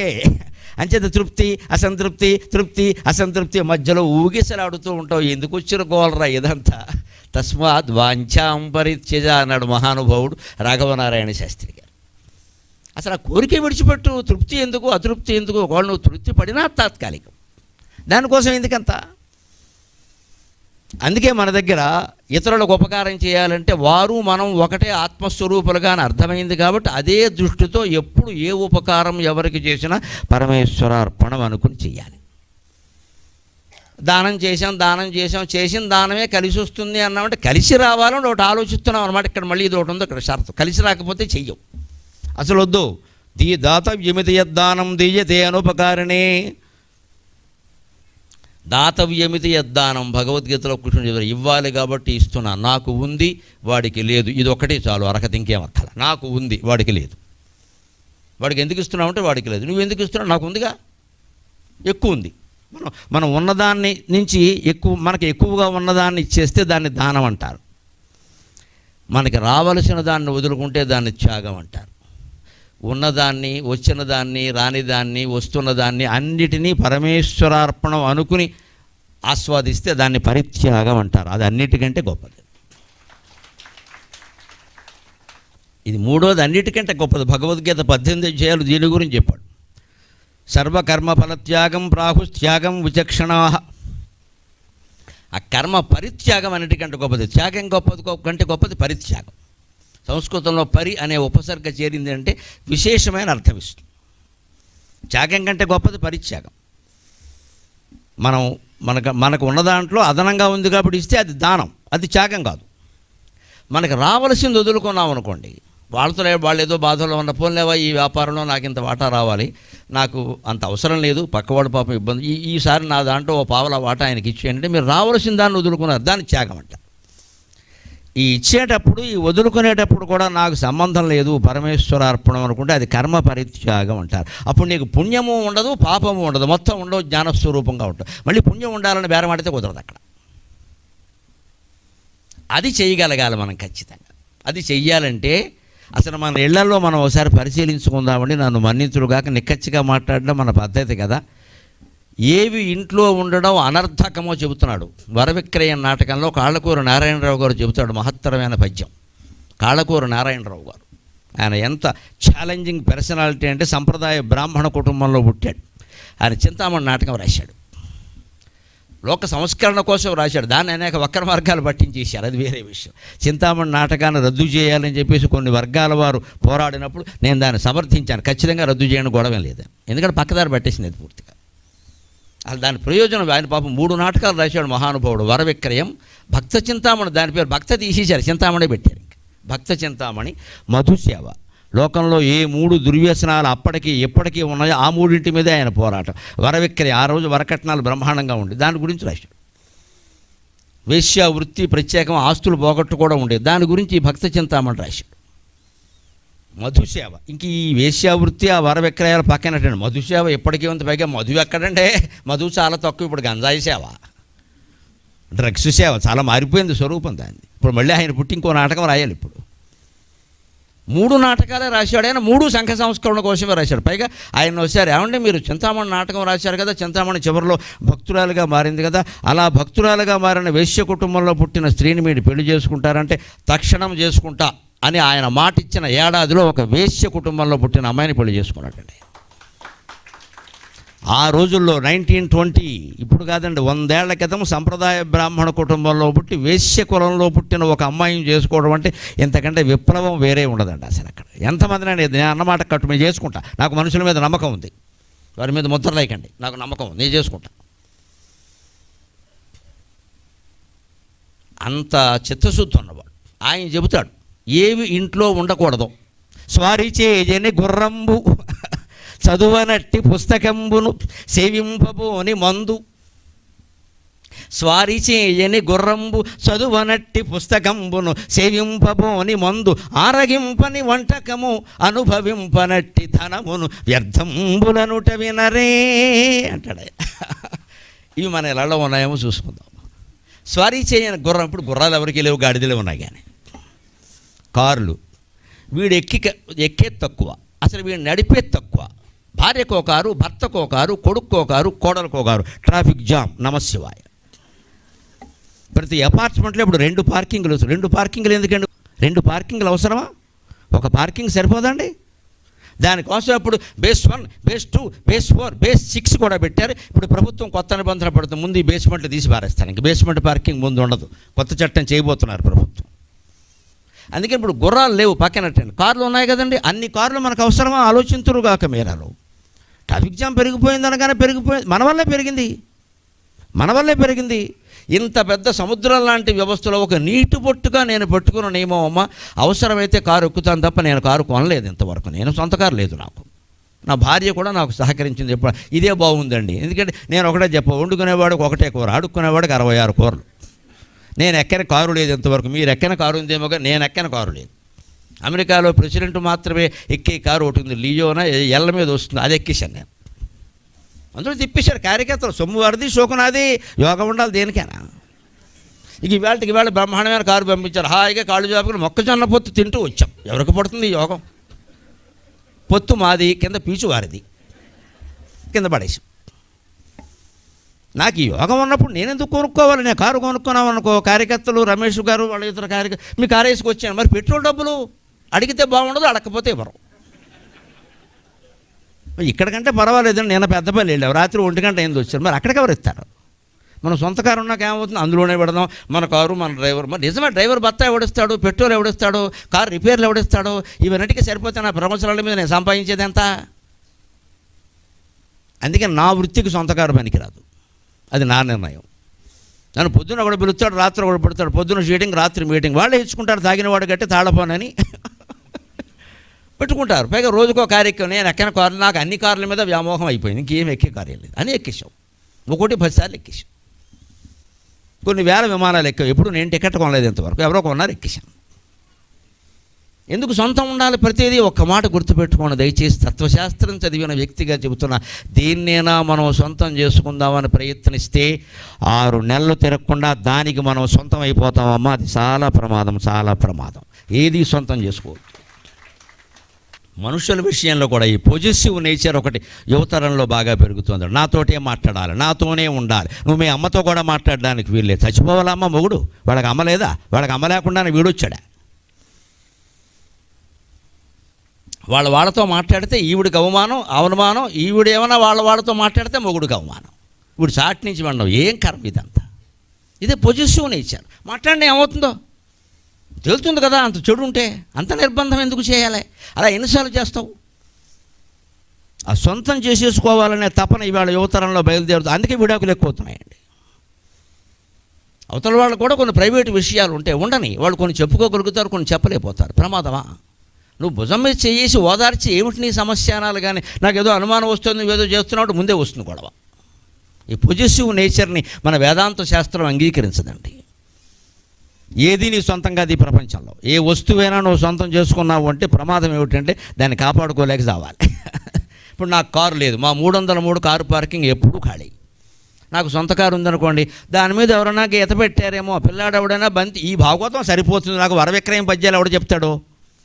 ఈ పద్యాలన్నీ ఎవడు చెప్తాడు? ఇవాళ ఒకరు నన్ను పరిచయం చేస్తూ చాలా చక్కని మాట మాట్లాడారు. ఆయన ఎప్పుడు ఏం మాట్లాడతారో తెలియదు, అసలు చాలా ఆశ్చర్యం. నిజమేనండి, అది నాకు సర్టిఫికెట్, అది అనుమానమే లేదు. ఇది తెలియకుండా గడ్డి గాదం మాట్లాడటం కాదు. నేను మాట్లాడేవన్నీ ఖచ్చితంగా ఆ ఇళ్ళని అడగండి. పొద్దున్న 10 నుంచి 12:30 వరకు నేను తయారై మాట్లాడుతున్నానమ్మా, అనుమానమే లేదు ఇక్కడ.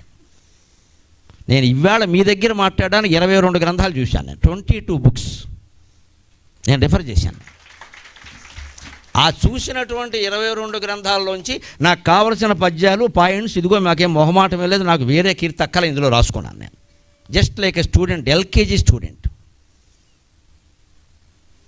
అప్పుడు నేను మా హర్షతో మాట్లాడి, కార్యకర్తలతో ఎవరుంటారు, ఏ వయసు వాళ్ళు, ఎంతమంది ఉంటారు, ఆడాళ్ళు ఎందరు, మగ అడిగా. వాళ్ళకి నచ్చే విషయాలు చెప్పాలి కదా. నేను ఇక్కడ ఏదో యోగ వాసిష్టం వేదాంతం అంతా చెబితే ఎక్కకపోతే, లేదా చౌకబారు జోకులన్నీ వేస్తే ఇవన్నీ ఎందుకండి అంటే ఓ స్థాయి. దీనికోసం తయారయ్యాను నేను.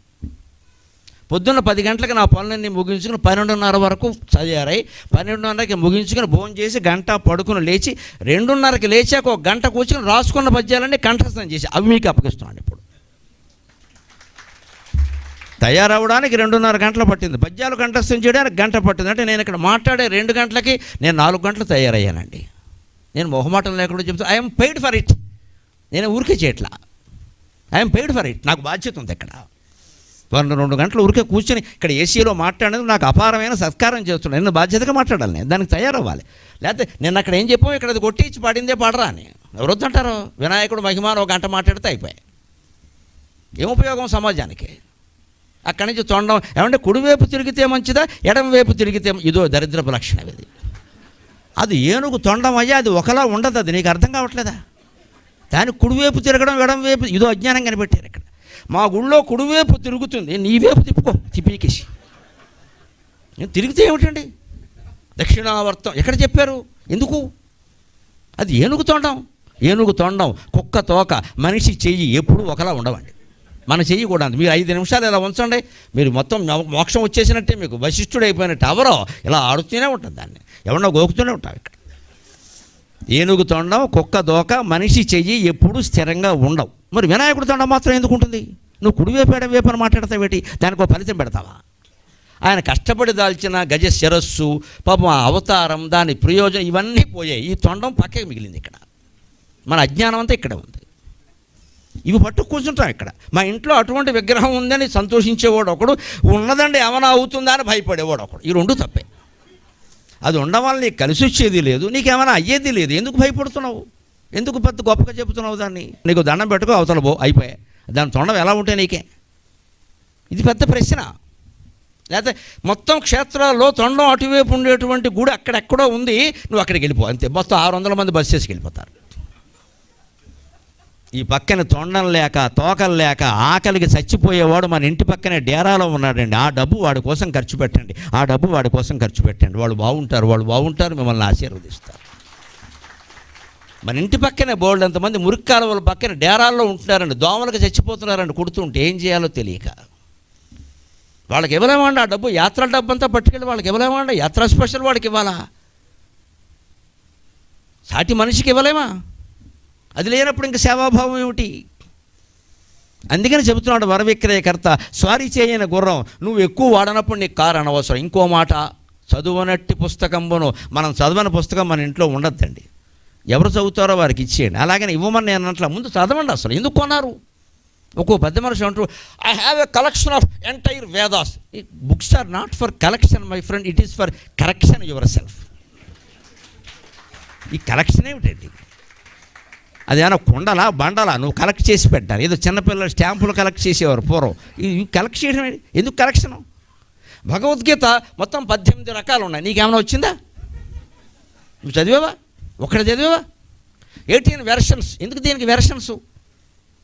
నీ జీవితం ఎంతవరకు కరెక్ట్? నువ్వు అబద్ధాలు మానలా, నువ్వు ధర్మంగా ఉండాలా, నువ్వు వ్యాపారం, నువ్వు కుళ్ళిపోయిన వ్యాపారమే నువ్వు చేస్తున్నావు. ఇక్కడ రూపాయికి 100 రూపాయలు లాభం వేసేసుకుని. భగవద్గీత 18 వెర్షన్స్ ఉన్నది. కుష్ఠుడికి మంటెత్తిపోదా?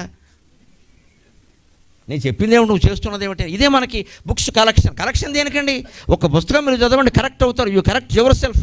లేకపోతే జస్ట్ 2 గంటలు ఓపెన్ చేస్తాను 22 పుస్తకాలు రిఫర్ చేయాలి. నేను బుక్స్ ఉన్నది అందుకోసమేనండి. పైగా ఇవాళ రిఫర్ చేయడం కాదు, నేను ఇదివరకే చదివా, ఇవాళ కొత్తగా చదవాలా. ఆ చదివేటప్పుడే నేను వెరీ ఇంపార్టెంట్, అతి ముఖ్యం అని వెనకాల ఉండే 2 పేజీల మీద రాసుకుంటాను. నేను వాడు ప్రింట్ చేసేవాడు 2 పేజీలు పెట్టకపోతే నేనే పెడతా, 2 బయటకి తెల్లగైతారు రాసుకుంటా. ఆ అతి ముఖ్యమైనవి ఇవాళ చదివి, ఇందులో ఇవాళ భక్తి సేవాభావం అన్నదానికి పనికొచ్చే పద్యాలు ఏమని చూసి అవి రాసుకున్నాను.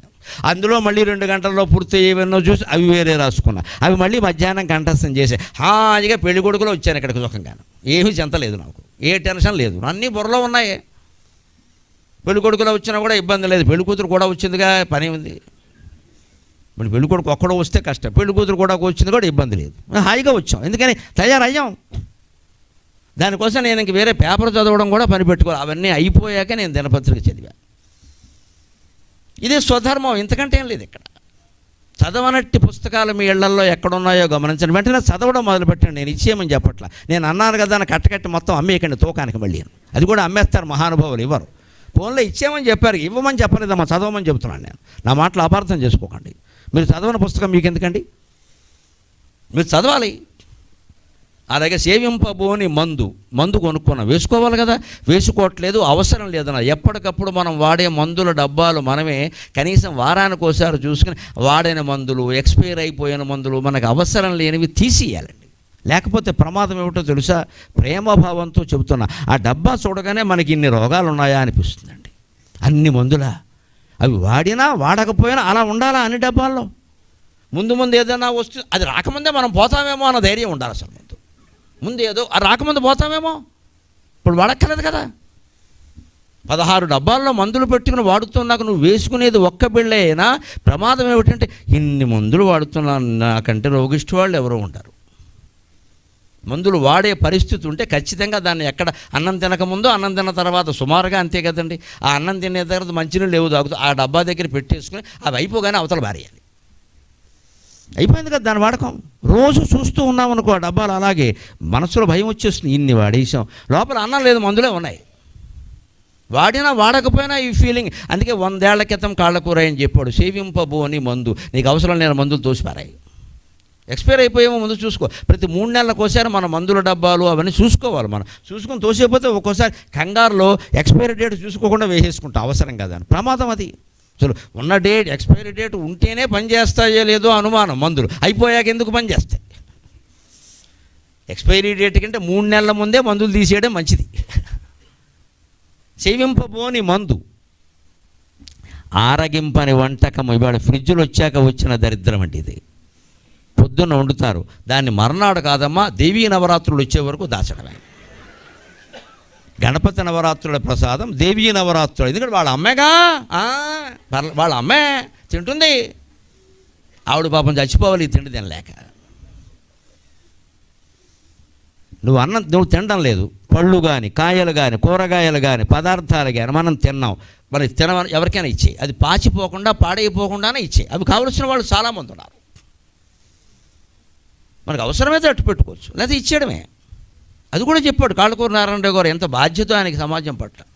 సారీ చేయని గుర్రంపు చదువునట్టి పుస్తకంపును సేవింపబోని మందు ఆరగింపని వంటకము. నువ్వు ఇవాళ తిన్నదేదో తిను, సాయంత్రానికి దాస్తావు, రేపటికి దాస్తావు, ఎల్లుండికి దాస్తావు. ఏదైనా ఊరగాయ అయితే ఏడాది దాస్తారండి, అది పద్ధతి. దాన్ని అందుకోసమే చేస్తారు. దాన్ని మిగిలినవన్నీ దాచక్కర్లేదండి. బెండకాయ కూర చేసి, దొండకాయ కూర చేసి ఫ్రిడ్జ్లో పెడుతున్నారమ్మా, రోగాలు రావా? మన అనారోగ్యాలన్నిటికీ 2 కారణాలండి. నిలవబెట్టిన తిండి ఒక కారణం, నిలబెట్టలేని మనస్సు 2వ కారణం. ఇంతకు మించి లేదు.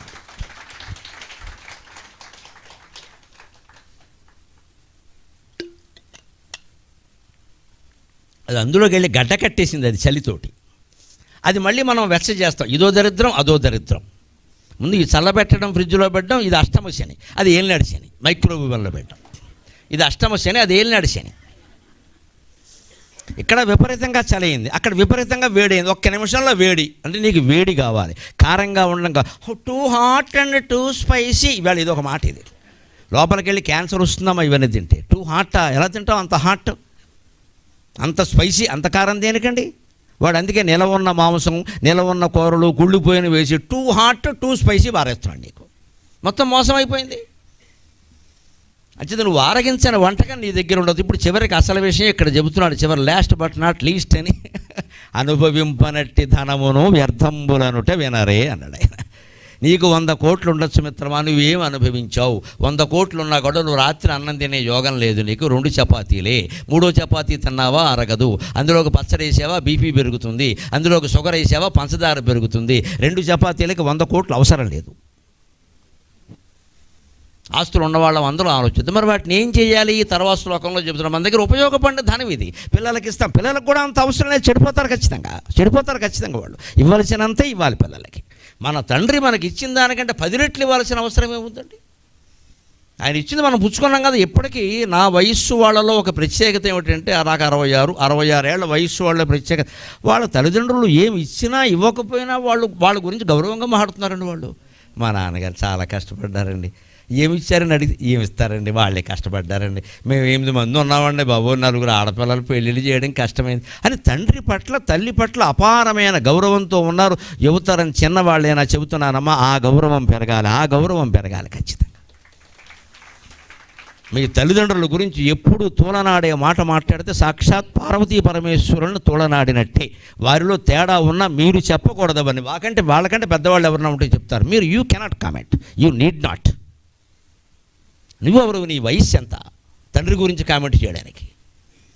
తండ్రి వల్ల మనకు అన్యాయమే జరిగినా మనం మాట్లాడదాం. మనకు పుట్టుకిచ్చాడు, ఇంకేం అక్కర్లేదు ఆయన. నువ్వు న్యాయం చేసుకో, నీ బతుకు నువ్వు న్యాయం చేసుకో. మన నాన్న చేయకూడని వ్యాపారం చేశారండి, చేయకూడని వ్యాపారం ఆయన చేసి 50 ఏళ్ళింది. నువ్వేం చేస్తున్నావు ఇక్కడ గడ్డి పీకడం? నువ్వు చేసుకోరదా? చేసుకోడండి. ఎంతసేపు తండ్రి మీద తోసేస్తాడు. వీడు ఓటమని వీడు అంగీకరించడం ఇష్టం లేదండి, ఇదో అహంకారం. ఇక్కడ నేను అసమర్థుడు అనడం ఇష్టం లేక మా నాన్నండి అసలు కోనసీమలో 4 ఎకరాలు అమ్మకుండా ఉంటుంటే వీడు అమ్మేసేవాడు, అంతకంటే ఏం లేదు. ఇక్కడ వీడిని అమ్మనే లేదు, వాడే అమ్మేసాడు. వచ్చిన గొడవ అది. ఇప్పుడు ఆ 4 ఎకరాలని ఇంక నీకేం లేవా ఇక్కడ? ఆయన ఎందుకంటే తోసేయడం? పూర్వం వాళ్ళు ఎవరు అలా మాట్లాడాల? అంచేది మనం సంపాదించడం అంతా ఇవ్వాలని ఏం లేదండి, అది వృధాగా ఉంటుంది అక్కడ.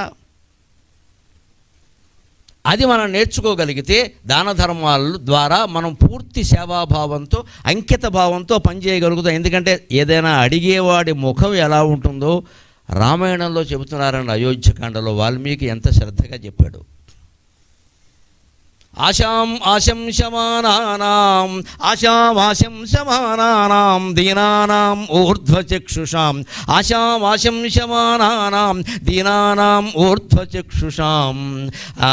దీనానాం ఊర్ధ్వచక్షుషాం అర్ధినాం వితధాం కుర్యాత్ యస్యార్యో అనుమతే గతః భరతుడు అంటాడు ఈ మాట అయోధ్యకాండలో.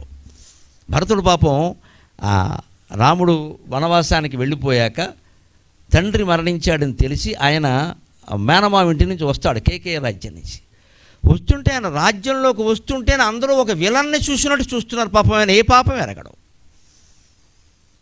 అసలు రథంలో లోపలికి వస్తుంటే, నగరంలోకి ప్రవేశిస్తుంటే అందరూ వీడే రాముడిని ఎళ్ళగొట్టి వాడు ఇష్టం వచ్చినట్టు. కొందరు అయితే పైకే అనేసారు. అసలు రాముడు వెళ్ళిన విషయం కూడా ఆయనకు తెలియదు. ఆ చూపులు ఆయనకి ఏమిటిది నా ప్రజలు వీళ్ళందరూ నేనేం అపకారం చేశాను అలా చూస్తున్నారేమిటి, ఏదో అపశకునంలాగా. ఎంత బాధపడి ఉంటాడో భరతుడు ఆలోచించాడు. అందుకే రాముడు అండి ఒక దశలో సుగ్రీవుడితో మాట్లాడవలసి వస్తే యుద్ధానికి ముందు అప్పుడు అంటాడు, అతను ఏం చేయాలంటే అన్నదమ్ముల మధ్యలో అనుబంధాల గురించి సుగ్రీవుడు ఏదో మాట్లాడతాడు. వెంటనే రాముడు నవ్వి అన్నదమ్ముల అనుబంధాల గురించి నువ్వు మాట్లాడితే బాగుండదులే పక్కెళ్ళి అంటాడు. ఎవడేం మాట్లాడాలో అది మాట్లాడాలయా. తమ్ముడంటే భరతుడు, భార్య అంటే సీత, సుగ్రీవ మిత్రుడంటే నువ్వు, ఎవరి స్థానాల్లో వారు ఉండండి అని చెప్పాడు రాముడు. తమ్ముడంటే భరతుడు. లక్ష్మణుడు కూడా చెప్పలా. ఎందుకని? లక్ష్మణుడు ఆయనతో కూడా వచ్చాడు. లక్ష్మణుడికి వచ్చింది వదులుకున్నదేం లేదు అక్కడ, ఆయనతో కూడా వచ్చాడు. ఆయనతో అటాచ్మెంట్, అనుబంధం, అది ఒక భావోద్వేగపూర్వకమైన సంబంధం. అది రాముడికి ఏమైనా జరిగితే ఆయన తట్టుకోలేడు, ఇంకెవరికి ఏం జరిగినా పర్వాలేదు. అది మొత్తం ఫ్యాన్స్ అసోసియేషన్, అది వేరే అభిమాన సంఘాలు అవన్నీ. ఇవి కీడు చేస్తాయి, మేలు చేస్తాయి. అసలు మేలో కీడు చెప్పలేము మనం. లక్ష్మణుడితో అదో ప్రమాదం. అది నువ్వు అను కైకే నరికేస్తా, దశరథుడు నరికేస్తా అన్నాడు. ఇది ఎక్కడ అభిమానం? రాముడి మీద ప్రేమ ఉంటే వాడిని అమ్మా నాన్న నరికేస్తానన్న వీడు. రాముడు అన్నగారుగా ఉండబట్టి లక్ష్మణుడు గొప్పవాడు అయ్యాడు, నన్ను మన్నించండి. దుర్యోధనుడు అన్నగారుగా ఉండబట్టి దుశ్శాసనుడు చెడ్డవాడు అయ్యాడు. లేకపోతే దుశ్శాసనుడు గొప్ప భ్రాతృభక్తుడు. వాడి త్యాగం లక్ష్మణుడు త్యాగం చేయాలి, వాడు త్యాగం చేశాడు. ఘోషయాత్ర తర్వాత, అరణ్య పర్వంలో ఘోషయాత్ర తర్వాత ఆ ఓటమిని, చిత్రసేనుడి చేతుల్లో ఓటమిని తట్టుకోలేకపోయాడు దుర్యోధనుడు. పైగా భీమార్జునులు వచ్చి రక్షించడం మరీ కర్మ. ఇది మూడు కొట్టినందుకు కాదు, తోడుకోళ్ళ దెప్పినందుకు ఏడిచామని ఇది మరీ కర్మ. అందుకని వాడు చచ్చిపోవడానికి నిర్ణయించుకున్నాడు. ప్రజోపవేశం, నిరాహార దీక్ష. అప్పుడు దుశ్శాసనుడిని పిలిచి భటుడిని నీళ్లు దమ్మని అభిషేకం చేసేసాడు. దుశ్శాసన, నిన్ను రాజుని చేస్తున్నాను, వెళ్ళిపో, నేను రాను, నేను నాకు రాజ్యం అక్కర్లేదు, నేను ప్రాణం తీసేసుకుంటాను, ఇగో ప్రాయోపవేశం, దర్భల మీద కూర్చున్నా అంటే దుశ్శాసనుడు చిన్న పిల్లాళ్ళలాగా కన్నీళ్లు పట్టుకుని, అన్నయ్య నువ్వు లేని రాజ్యం కాదు, నువ్వు లేని స్వర్గం కూడా నాకు అవసరం లేదన్నాడండి. ఎంత దుశ్శాసనుడు ఒక తమ్ముడుగా ఎంత గొప్పవాడు. పాత్రను విశ్లేషణ చేసేటప్పుడు అన్ని రకాల చూడాలండి. ఎవడు అత్యాచారం చేయగానే వాడిని దుశ్శాసనుడు అనక్కల్లా. వాడు అత్యాచారం చేస్తే చేయొచ్చు దుశ్శాసనంలో, ఇంకేం మంచి లక్షణాలు ఉన్నాయో. వాళ్ళు మంచి లక్షణం ఇది. దుర్యోధనుడే ఆశ్చర్యపోయాడు. అటువంటి అలాంటి అవకాశం ఇప్పుడు ఎవరికైనా వస్తే నువ్వు మరి అలా అంటే బాగుండదు కానీ అన్నయ్య ఇచ్చేస్తేనే బాగుంటుంది అంట. మళ్ళీ బాగుండదు కానీ అనగానే మళ్ళీ ఇలాగే. ఇక సరే నువ్వు అన్నప్పుడు మరి బాగుండదు కదా, బాగుండకపోవడం వాడు ముందే అనుకున్నారు, వీడు పెళ్ళాం కొట్టాడు ఆయనకి. నిజాయితీగా అక్కడ కూర్చొని నీతో పాటు నేను చచ్చిపోతాను తప్ప నేను హస్తినాపురానికి వెళ్ళను, నాకు అన్నగారు లేని రాజ్యం నాకు అవసరం లేదు. ఇప్పుడు చెప్పండి, లక్ష్మణుడు లాంటి వాడే దుశ్శాసనుడు కూడా. లక్ష్మణుడు కూడా వచ్చాడు. భరతుడు రావలసిన దాన్ని వదిలేశాడు. అంటే భరతుడు ఎంతో దుశ్శాసనుడు అంతా రావలసిన దాన్నే వదిలేశాడు. ఆయన త్యాగం చేశాడు, నాకు అక్కర్లేదు అన్నాడు. ఎంత దుర్మార్గుడు అనుకున్న వాళ్ళలో కూడా కొన్ని మంచి లక్షణాలు ఉంటాయి. నన్ను మన్నింతురుగాక మీరు మహాత్ముడు అన్న వాళ్ళలో కూడా కొన్ని చెడ్డ లక్షణాలు ఉంటాయి. వాటిని మనం తీసుకోకూడదు. No character is perfect in the entire creation. ఈ సృష్టిలో ఏ వ్యక్తి పరిపూర్ణుడు కాదు, అందరూ అపరిపూర్ణులే. పరిపూర్ణుడైతే వాడు ఉండడు, భగవంతుడిలో లీనమైపోతాడు, ఆత్మరూపాన్ని పొందుతాడు. అంతే, మానవ శరీరంతో పరిపూర్ణత అనేది అసాధ్యమైన విషయం. అది ఏదో ఒకటి ఉంటూనే ఉంటుంది అక్కడ. ప్రతి దాంట్లో గొప్పతనం అది ప్రత్యేకంగా. అందుకని భరతుడు వస్తుంటే అందరూ వెర్రిచూపులు అదో రకంగా అవమానకరంగా చూస్తుంటే ఆయనకు అనిపించి ఏమిటన్నాడు. సరే కైక దగ్గరికి వెళ్ళారు, విషయం తెలిసింది. తర్వాత అప్పుడు నిందలు వచ్చాయి, నీ కారణంగా వెళ్ళిపోయాడు, నీ కారణం. అప్పుడు ఆయన 16 ప్రమాణాలు చేస్తారండి. నా కారణంగా రాముడు వెళ్ళిపోయి ఉంటే నేను ఈ పాపానికి పోతా, నేను ఈ నరకానికి పోతా, నేను ఈ శిక్ష అనుభవిస్తా. యస్యార్యో అనుమతే గతః, దాని అర్థం అది. అనుమతే గతః, నా అనుమతి, నాకు ఇష్టమై రాముడు వెళ్ళిపోయి ఉంటే, రాముడు వెళ్ళిపోవడంలో నా పాత్ర ఏదన్నా ఉంటే నేను ఏ పాపానికి పోతానంటే, ఇక్కడ ఏం చెబుతున్నాడంటే దానం చెయ్యని వాడు ఏ పాపానికి పోతాడో నేను ఆ పాపానికి పోతా అన్నాడు. దాన్ని వెతకడానికి నాకు అరగంట పట్టిందండి రామాయణంలో. ఇవాళ సబ్జెక్ట్ అది, భక్తి సేవాభావం.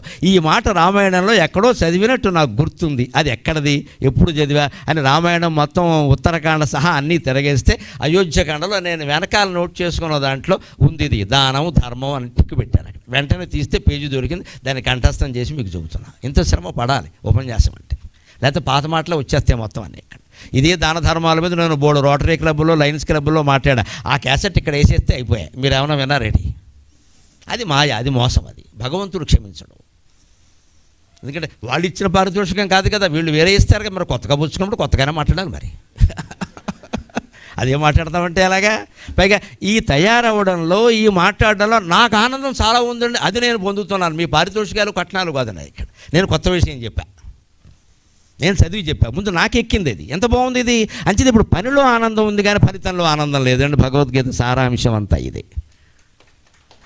నా ప్రవచనం ఆనందం అంతా నేను తయారవడంలోనూ, నేను చెప్పడంలోనూ ఉంది కానీ మీరు చేసే సన్మానంలో లేదు. చాలామంది చేశారు, ఇంకా కొంతమంది చేస్తారు, పెద్ద విషయం కాదు అది.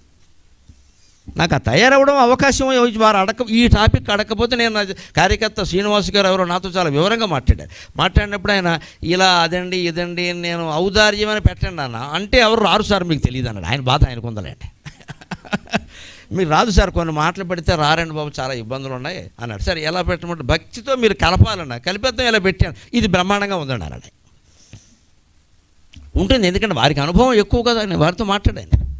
అప్పుడు ఈ టాపిక్ దానికి అనుగుణంగా చూసుకోవాలి కదా. భరతుడు అంటాడు అప్పుడు, నా అనుమతితో కనుక లేదా నాకు ఇష్టమై రాముడు వెళ్ళిపోతే, రాముడు వెళ్ళిపోవడంలో నా పాత్ర ఏదన్నా ఉంటే నేను ఏ పాపానికి పోతాను అంటే యస్యార్యో అనుమతి గతక దీనానాం ఊర్ధ్వచక్షుషాం ఆశంశమానానాం దీనానాం ఊర్ధ్వచక్షుషాం అర్ధీనాం వితధాం కుర్యన్ అర్ధీనాం వితధాం కుర్యాత్. ఇలా పైకి దీనంగా చూస్తూ ఒక జమీందారు ఇంటి ముందు నిలబడి ఈయనకింత మేడ ఉంది కదా, నాకింత కూడేనా ఉండదా అని ఆ మేడ ముందుకు వచ్చి, ఆ ఇంటి ముందుకు వచ్చి దీనానాం ఊర్ధ్వచక్షుషాం, వారు 7 అంతస్తుల మేడలో ఉంటే ఒక అంతస్తు కాకపోతే ఒక అంతస్తు నుంచేనా ఎవరో మగాడు కాకపోయినా ఆడదేనా దిగిరాదా, నాకింత ముద్ద పెట్టకుండా ఉంటారా, నావి చినిగిపోయిన బట్టలు వాళ్ళందరికీ చాలా ఉపయోగపడిన బట్టలు చాలా ఉంటాయి, అందులో ఏమన్నా ఓ పంచేసేరా నాకు మా ఆవిడికి ఇవ్వకపోతారా అని ఏడుస్తూ ఎదురు చూస్తూ ఉంటాడు. ఆశంశమానానాం, ఎంతో ఆశతో నాకు నిన్న కూడా దొరకలేదు, మొన్న కూడా దొరకలేదు, ఇవ్వాళైనా ఏమీ దొరకదా, పొద్దున్నే లేచి ఎవడమొహం చూశాను అనుకుంటూ దీనానాం ఊర్ధ్వచక్షుషాం, కళ్ళు పైకి తేలిపోయినట్టుగా కాసేపు ఉంటే కిందకి పడిపోతాడేమో పాపం నీరసంతో అన్న బాధతో చూస్తూ ఉంటాడే. అటువంటి వాడిని కూడా పట్టించుకోకుండా తన భోగాలు తాను అనుభవించేవాడు ఏ నరకానికి పోతాడో నేను ఆ నరకానికి పోతా అన్నాడు ఆయన. అంత శాపం అండి దానం ఇవ్వకపోవడం, మనమే అనుభవించడం అని. దయచేసి అలవాటు చేసుకుందాం. కనీసం ఇచ్చిన వాగ్దానాలు నిలబెట్టుకుందాం. ఏ సంస్థకైనా ఎవరికైనా మనం ఆ యజమాని ఫోన్ చేసినప్పుడు ఆ నిర్వాహకులు వాళ్ళ ఇబ్బందులు వాళ్ళకుంటే వాళ్ళకి ఏదో ఒక ప్రాజెక్టు పెట్టుకుంటారు, ఇంత చెయ్యాలని, దానికి ఏదో ₹1 కోటి కావాలి అనుకుంటారు. ఇక్కడ ఇంతమంది మంచివాళ్ళు పెద్దవాళ్ళు ఉన్నారు కదా, వాళ్ళందరూ తలో 10 లక్షలు ఇస్తారు అనుకుంటారు. ఇందులో ఎవడైనా మాట్లాడకపోతే ఇవ్వకపోతే ఈ నిర్వాహకుడు ఇచ్చుకోవాలి. అక్కడ ఎందుకంటే అక్కడ పని వాగ్దానం చేసాం, అక్కడ జరగాలి, లేదా సంస్థకి చెడ్డ పేరు వస్తుంది. ఆ చేసిన వాగ్దానం తప్పినా దీనంగా ఎదురు చూస్తున్న వాళ్ళని నిరాశపరిచినా వాడు ఏ నరకానికి పోతాడో, రాముడు వనవాసానికి వెళ్ళడానికి నేను ఇష్టపడి ఉంటే నేను ఆ నరకానికే పోతా అని 16 రకాల పాపాలు చెప్పి 16 శ్లోకాలు వాల్మీకి రాశారండి భరతుడు మాటల పేరు మీద. రామాయణ భారతాల ఉద్దేశం కథ చెప్పి రక్తి కట్టించడం కాదండి, దేశాన్ని బాగు చేయడం, సంస్కరించడం. అంతేకాదు ఇంకొక మాట మీరు ఆలోచించండి. గువ్వల చెన్న శతకంలో గువ్వల చెన్నడు చెబుతాడు ఒక మాట. ఆయన పేరే గువ్వల చెన్నడు అయి ఉండాలి, గువ్వల చెన్న అని ఉంటుంది ప్రతిదానికి. ఇక్కడ ఆయన ఏమంటాడు అంటే, ఉన్నప్పుడే ఆ డబ్బు ఖర్చు పెట్టి త్యాగం చేసి మంచి పేరు తెచ్చుకో. ఆ మంచి పేరు వల్ల వచ్చే ఆనందం ఈ డబ్బు వల్ల రాదు. బాగా కోట్లు ఇంట్లో బ్లాక్ మనీ బాగా మూలుగుతోంది అనుకోండి, మంచం కింద పెట్టావు, కంచం కింద పెట్టావు, భార్యను కూడా అనుమానించావు, నమశివాయ, నిద్ర పట్టలేదు. అంతకంటే ఏమంటాడంటే, కలిమిగల నాడే మనుజుడు విలసిత సత్కీర్తి చేత వెలయగవలెరా. కలిమిగల నాడే మనుజుడు విలసిత సత్కీర్తి చేత వెలయగవలెరా. కలిమేమి ఎల్లకాలము కులగిరియా నిలిచియుండ గువ్వల చెన్న. కలిమేమి ఎల్లకాలము కులగిరియా నిలిచియుండ గువ్వల చెన్న. మనం ఎప్పుడు దానం చేయాలి, ఎప్పుడు ధర్మం చేయాలి, ఎప్పుడు త్యాగం చేయాలంటే ఉన్నప్పుడే చేయాలి. ఒకడు అంటాడు, ఆ పాత మా బాబా 10 ఎకరాలు అమ్మకుండా ఉంటేనా ఈ కార్యక్రమానికి నేనే ఇచ్చేవాడిని మొత్తం డబ్బంతా. ఎందుకు ఈ సోది ఇక్కడ ఇప్పుడు ఇవ్వలేవు కదా, బాబు మీద గంటేస్తున్నాడు ఇప్పుడు ఇక్కడ.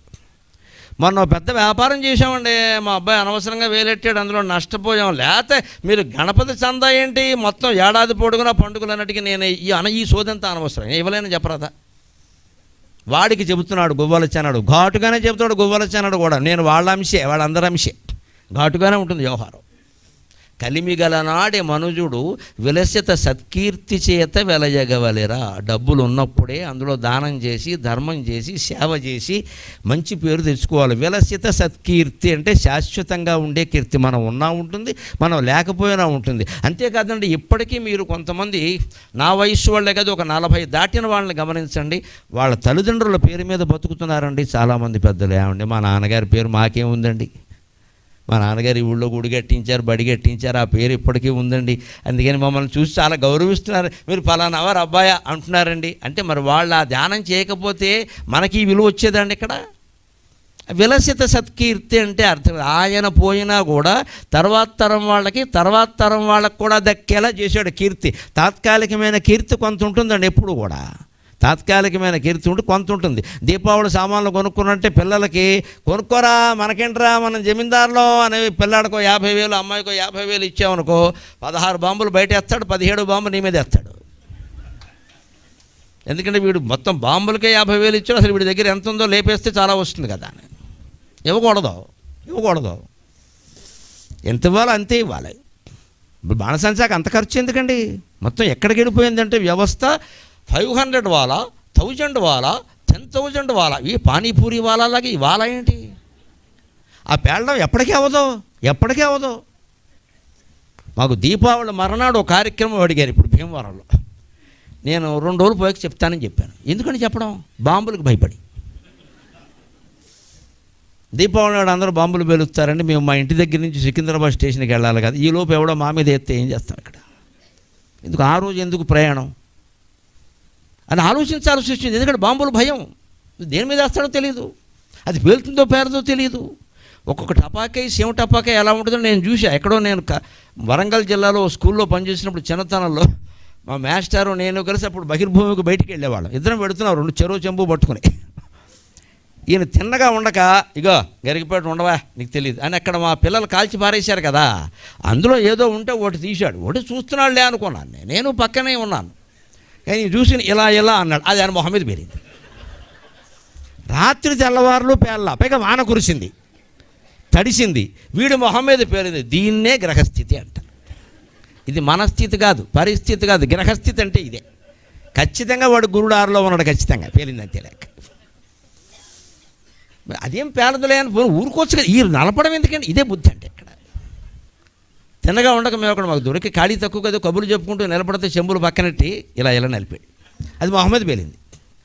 ఆ మొహం నుంచి మళ్ళీ మామూలు మొహం అవ్వడానికి ఆయనకు 6 నెలలు పట్టిందమ్మా. ఇప్పటికీ మచ్చలు ఉన్నాయి. పేరు చెప్పను, నేను మంచి ఉదాహరణ కాదు కాబట్టి. ఎప్పటికీ మచ్చలు. నేను ఆయన కలిస్తే అనుకుంటాం అప్పటిది కదా ఇది అబ్బా అంటాను నేను. ఊరికే చెయ్యి ఊరుకోలేక చేసే పనులతో మనం తెచ్చిపెట్టుకుంటాం. ఇప్పుడు జరగదని ఏమిటి, దానికి అంత ఖర్చు పెట్టాలా? మళ్ళీ దీంట్లో ఇంకా పెద్ద విద్యమాలు గొడవలు. ఇంకా అదిగో పర్యావరణం పాడైపోయిందని ఒకళ్ళు, కాలుష్యం అని ఒకళ్ళు, దాని మీద ఉపదేశాలు ఒకళ్ళు, ఇంకెన్ని రకాలు. ఇంతెందుకండి, ఆవిడ దీపాలు పెట్టమన్నారు, బాంబులు పేల్చమని ఎక్కడా చెప్పలేదు. ఏ పురాణాల్లో చూపించండి బాంబులు పేల్చడం. అసలు ఇదంతా ఎందుకు వచ్చింది? శ్రీకృష్ణుడు నరకాసురుడిని చంపడం వల్ల. నాకు అప్పుడప్పుడు ఆయన ఎందుకు చేశాడా ఈ పని అనుకుంటాను నేను. ఇంకో రకంగా చంపేసి ఉంటే బాగుండేది. వాళ్ళు దీపాలు పెట్టారు. భాగవతం అంతా వెతికాను. వ్యాస భాగవతంలో కానీ, పోతన భాగవతంలో కానీ, టపాకాయి కానీ, శిశిందిరి కానీ పేల్చినట్టుగా ఒక్క మాట లేదు. దీపాలు పెట్టారు. నువ్వు దీపం పెట్టడం మానేసి బాంబులు పేలుస్తావేటి? ఇదే విపరీతం అంటే. దీపాలు ఎన్నైనా పెట్టు, నష్టమే లేదు. బాంబులు ఎందుకు? పోనీ ఆ బాంబులు ఏమన్నా 10, 20, పోనీ కాకరపు ఒత్తులు లాంటివి ఏమన్నా అయితే, మతాబులు లాంటివి అయితే పర్వాలేదండి. మొత్తం లక్ష్మీ బాంబు అని చెప్పుతున్నారు, ప్రాణాలు పోతున్నాయి. ఇవి ప్రాణాలు పోయేవో తెస్తున్నారు పనిగట్టుకుని. ఉత్సాహానికి అతి ఉత్సాహం అయితే ఏమవుతుంది? అది సత్కీర్తి కాదు. పిల్లలకి దానికోసం డబ్బులు ఇవ్వడం ఉంది, అది తాత్కాలికంగా. My daddy loves very much అని మీ అమ్మాయి వచ్చి నీ ఒళ్ళో కూర్చోవచ్చు, కొడుకు వచ్చి ఈ తోడ మీద కూర్చోవచ్చు, రెండో తోడ ఇంకా ఖాళీగానే ఉంది కాబట్టి. కానీ నీకు 50,000 క్షవరం అయ్యాయి. ఇది సత్కీర్తి అంటారు. దాన్ని కీర్తే. ఎందుకంటే కొడుకు కూతురు మెచ్చుకున్నారు కదా, అది కీర్తే. కానీ తర్వాత అజీర్తి. పైగా వీళ్ళకి పుట్టే పిల్లలు ఎలా ఉంటారు? నీ బాబు నీకు 50,000 ఇచ్చాడు, నువ్వు నాకు 50 లక్షలే అంటాడు వాడు. మరి రెట్టింపు. ఊరికి ఎందుకు ఊరుకుంటారు? ఆవు గట్టును మేస్తే, ఆవు చేలో మేస్తే దూడ గట్టును మేస్తుందా? పిల్లలకి ఆ పొదుపు, అనవసరపు ఖర్చులో పొదుపు అలవాటు చేయాలి. మేము ఇవ్వం, వీలు కాదు, మనకంత లేదు అవకాశం. అయినా తప్పు. ఒకవేళ అవకాశం ఉన్నా నేను ఇవ్వను, ఇది తప్పు కదా. వాళ్ళు ముందు గునుచుకుంటారండి, తర్వాత ఏదో మిఠాయిని పెడుతూ ఊరుకుంటారు, పెద్ద సమస్య. కానీ గారాబం. పైగా మా నాన్న నాకేమి ఇచ్చేవాడు కాదు, అందుకే నా పిల్లలకు అన్నీ ఇస్తా, నీకు వీళ్ళు వృద్ధాశ్రమం ఇచ్చేయడం ఖాయం. అనుమానులు ఇలా పెంచకూడదండి పిల్లల్ని. మీ నాన్నకి ఏమీ ఇయ్యలేదు అంటే చాలా జాగ్రత్త పడ్డాడు ఆయన. ఒకవేళ అంత పిసినుగొట్టుగా ఆయన వ్యవహరించారు, నువ్వు అంత పిసినుగొట్టుగా ఉండొద్దు, కానీ శనుగొట్టుగా మారాల్సిన పనే లేదు. నువ్వు అంత ఇదిగా ఉండ, కొంచెం ఇయ్యి. మరి అంత ఇస్తే నేను నడిచి చాలా కష్టపడ్డాను, అందుకే మా అబ్బాయిని 10th క్లాసులోనే బండి ఇచ్చా. ఇంతకంటే తప్పుడు తండ్రి ఇంకెవడో ఉండడు ప్రపంచంలో. 10th క్లాసులో బండి ఇస్తావా? వాడికి అవసరమా అది? వాడి వయసు ఎంతండి? మైనారిటీ తీరలేదు, వాడికి బండి ఇచ్చావు నువ్వు. మీ నాన్న ఎందుకు ఇవ్వలేదు? ఆలోచనతోనే ఇవ్వలేదు, బండి లేక కాదు. 10వ తరగతి దాటే వరకు కనీసం సైకిల్ మీదే వెళ్ళాలండి పిల్లలు ఖచ్చితంగా, ఆడపిల్లలైనా మగపిల్లలైనా. ఇవాళ చాలా దగ్గరలో ఉన్నాయి, అంత దూరాలు ఏం లేవండి. మా చిన్నతనంలాగా 6 మైళ్ళు 7 మైళ్ళు నడిచిలు చదువుకున్నామమ్మ చాలా కష్టపడి. నడిచే మాకు సైకిల్ మాత్రం ఎక్కడ కొన్నారు? సైకిల్ కొనమంటే మా నాన్నగారు చదువు మానేయమంటాం. ఏం కొనమన్నా చదువు మానేయమంటమే. ఏమన్నా అంటే మానేయమంటాడు ఎందుకని ఏం అడిగేవాళ్ళం కదా, అలాగే వెళ్ళిపోయేవాళ్ళం. పుస్తకం నలిగిపోయింది, తెలుగు పుస్తకం ఇంకోటి కొనమంటే అన్నయ్య పుస్తకం లేదా, నీ బతుకు 2 పుస్తకాలు అవసరమా అనేవాడు. ఏమో రండి, అటువంటి తండ్రి పెంపకం వల్ల ఈవేళ కొన్ని వేల పుస్తకాలు నేను చదవగలిగానమ్మా ఒబ్బిడిగా. ఆయన ఆశీర్వచనం, నిజంగానే ఆయన ఆశీర్వచనం. ఓ పుస్తకం కొన్నాం కదా, ఆ రోజుల్లో పుస్తకం ఖరీదు ఎంత అండి? ₹10. పుస్తకం 50 పైసలు పెట్టి కొన్నాం. అన్నయ్య పుస్తకం నువ్వు చదువుకోకూడదా అంటే వాడే సగం చింపేశాడు, దాన్ని మిగిలిన చింపేసేవాడు. ఏం చేస్తాం? కొన్నంటే చదువు మానేస్తావా? ఇవాళ పిల్లాడి నోట్లోంచి ఇలా మాట రాకుండా మొత్తం ప్రపంచం అంతా వాడి దగ్గరికి వచ్చేస్తుంది ఇక్కడికి. ఇదే గారాబం. రేపొద్దున పెళ్ళైన తర్వాత వాళ్ళు కాపురాలు ఎందుకు చేస్తారండి? భర్త నుంచి, భార్య నుంచి, అత్తార నుంచి ఇదే ఆశిస్తారమ్మ ఖచ్చితంగా. మా నాన్న నాకు ఇచ్చాడు, నువ్వెందుకు ఇవ్వవు? ఇది విలసిత కీర్తి అన్నారు దీన్ని, పనికిమాలిన కీర్తి అంటారు దీన్ని. విలసిత సత్కీర్తి చేత వెలయగవలెరా. నువ్వు ఖచ్చితంగా శాశ్వతంగా నిలబడేటువంటి కీర్తి సంపాదించే ప్రయత్నం చేయి. ఎందుకని ఒక మాట చెబుతున్నాడు, కలిమేమి ఎల్లకాలము కులగిరియా నిలిచియుండ గువ్వల చిన్న. నీ సంపద ఏమైనా శాశ్వతంగా నిలబడ్డానికి అది ఏమైనా కులపర్వతమా? మహేంద్రోమల యస్సహ్యో గంధమోహను హిమవాంశ గంధిమవాన్ గంధమాదనక నీల పారియాత్రశ్చ పంచైతే సప్తైతే కులపర్వతాక అంటారు. మహేంద్రం, మలయం, సహ్యం, హిమవత్ పర్వతం, గంధమాదన పర్వతం, సఖ్యశ్చ పారియాత్రశ్చ సఖ్య పర్వతం, పారియాత్ర పర్వతం. ఈ 7 కులపర్వతాలు అంటారు. అవి భూమి కూలిపోయినా కూడా ఉంటాయిట. నీ ఆస్తి ఏమైనా కులపర్వతమా అన్నాడు గోవలసన్. శాశ్వతంగా నిలుచుండడానికి నీ కళ్ళ ముందే పోతుందయా, నీ తర్వాత ఏమవుతుందో ఎవరికీ తెలియదు. ఉండగానే దాన్ని కాస్త నలుగురికి దానం చేసావంటే ఎంత ఆనందంగా ఉంటుందయా అన్నాడు. ఇవాళ ఇంకొక మాట కార్యకర్తల కోసం చెబుతా. మీరు స్వచ్ఛంద సంస్థ పెట్టి, ఎంపవర్మెంట్ అని పెట్టి, రకరకాల కార్యక్రమాలు చేపట్టి కాస్త విరాళాలు వసూలు చేస్తున్నారు కదా, చెయ్యాలి కదా. ఒక్కొక్కడు ఎంత బతిమాలనా ఇవ్వడండి. ఏం చెయ్యాలో చెబుతా. ఆ ఉపాయాన్ని కవి ఎవరో నాకు తెలియదు, చాటు అంటారు దీన్ని.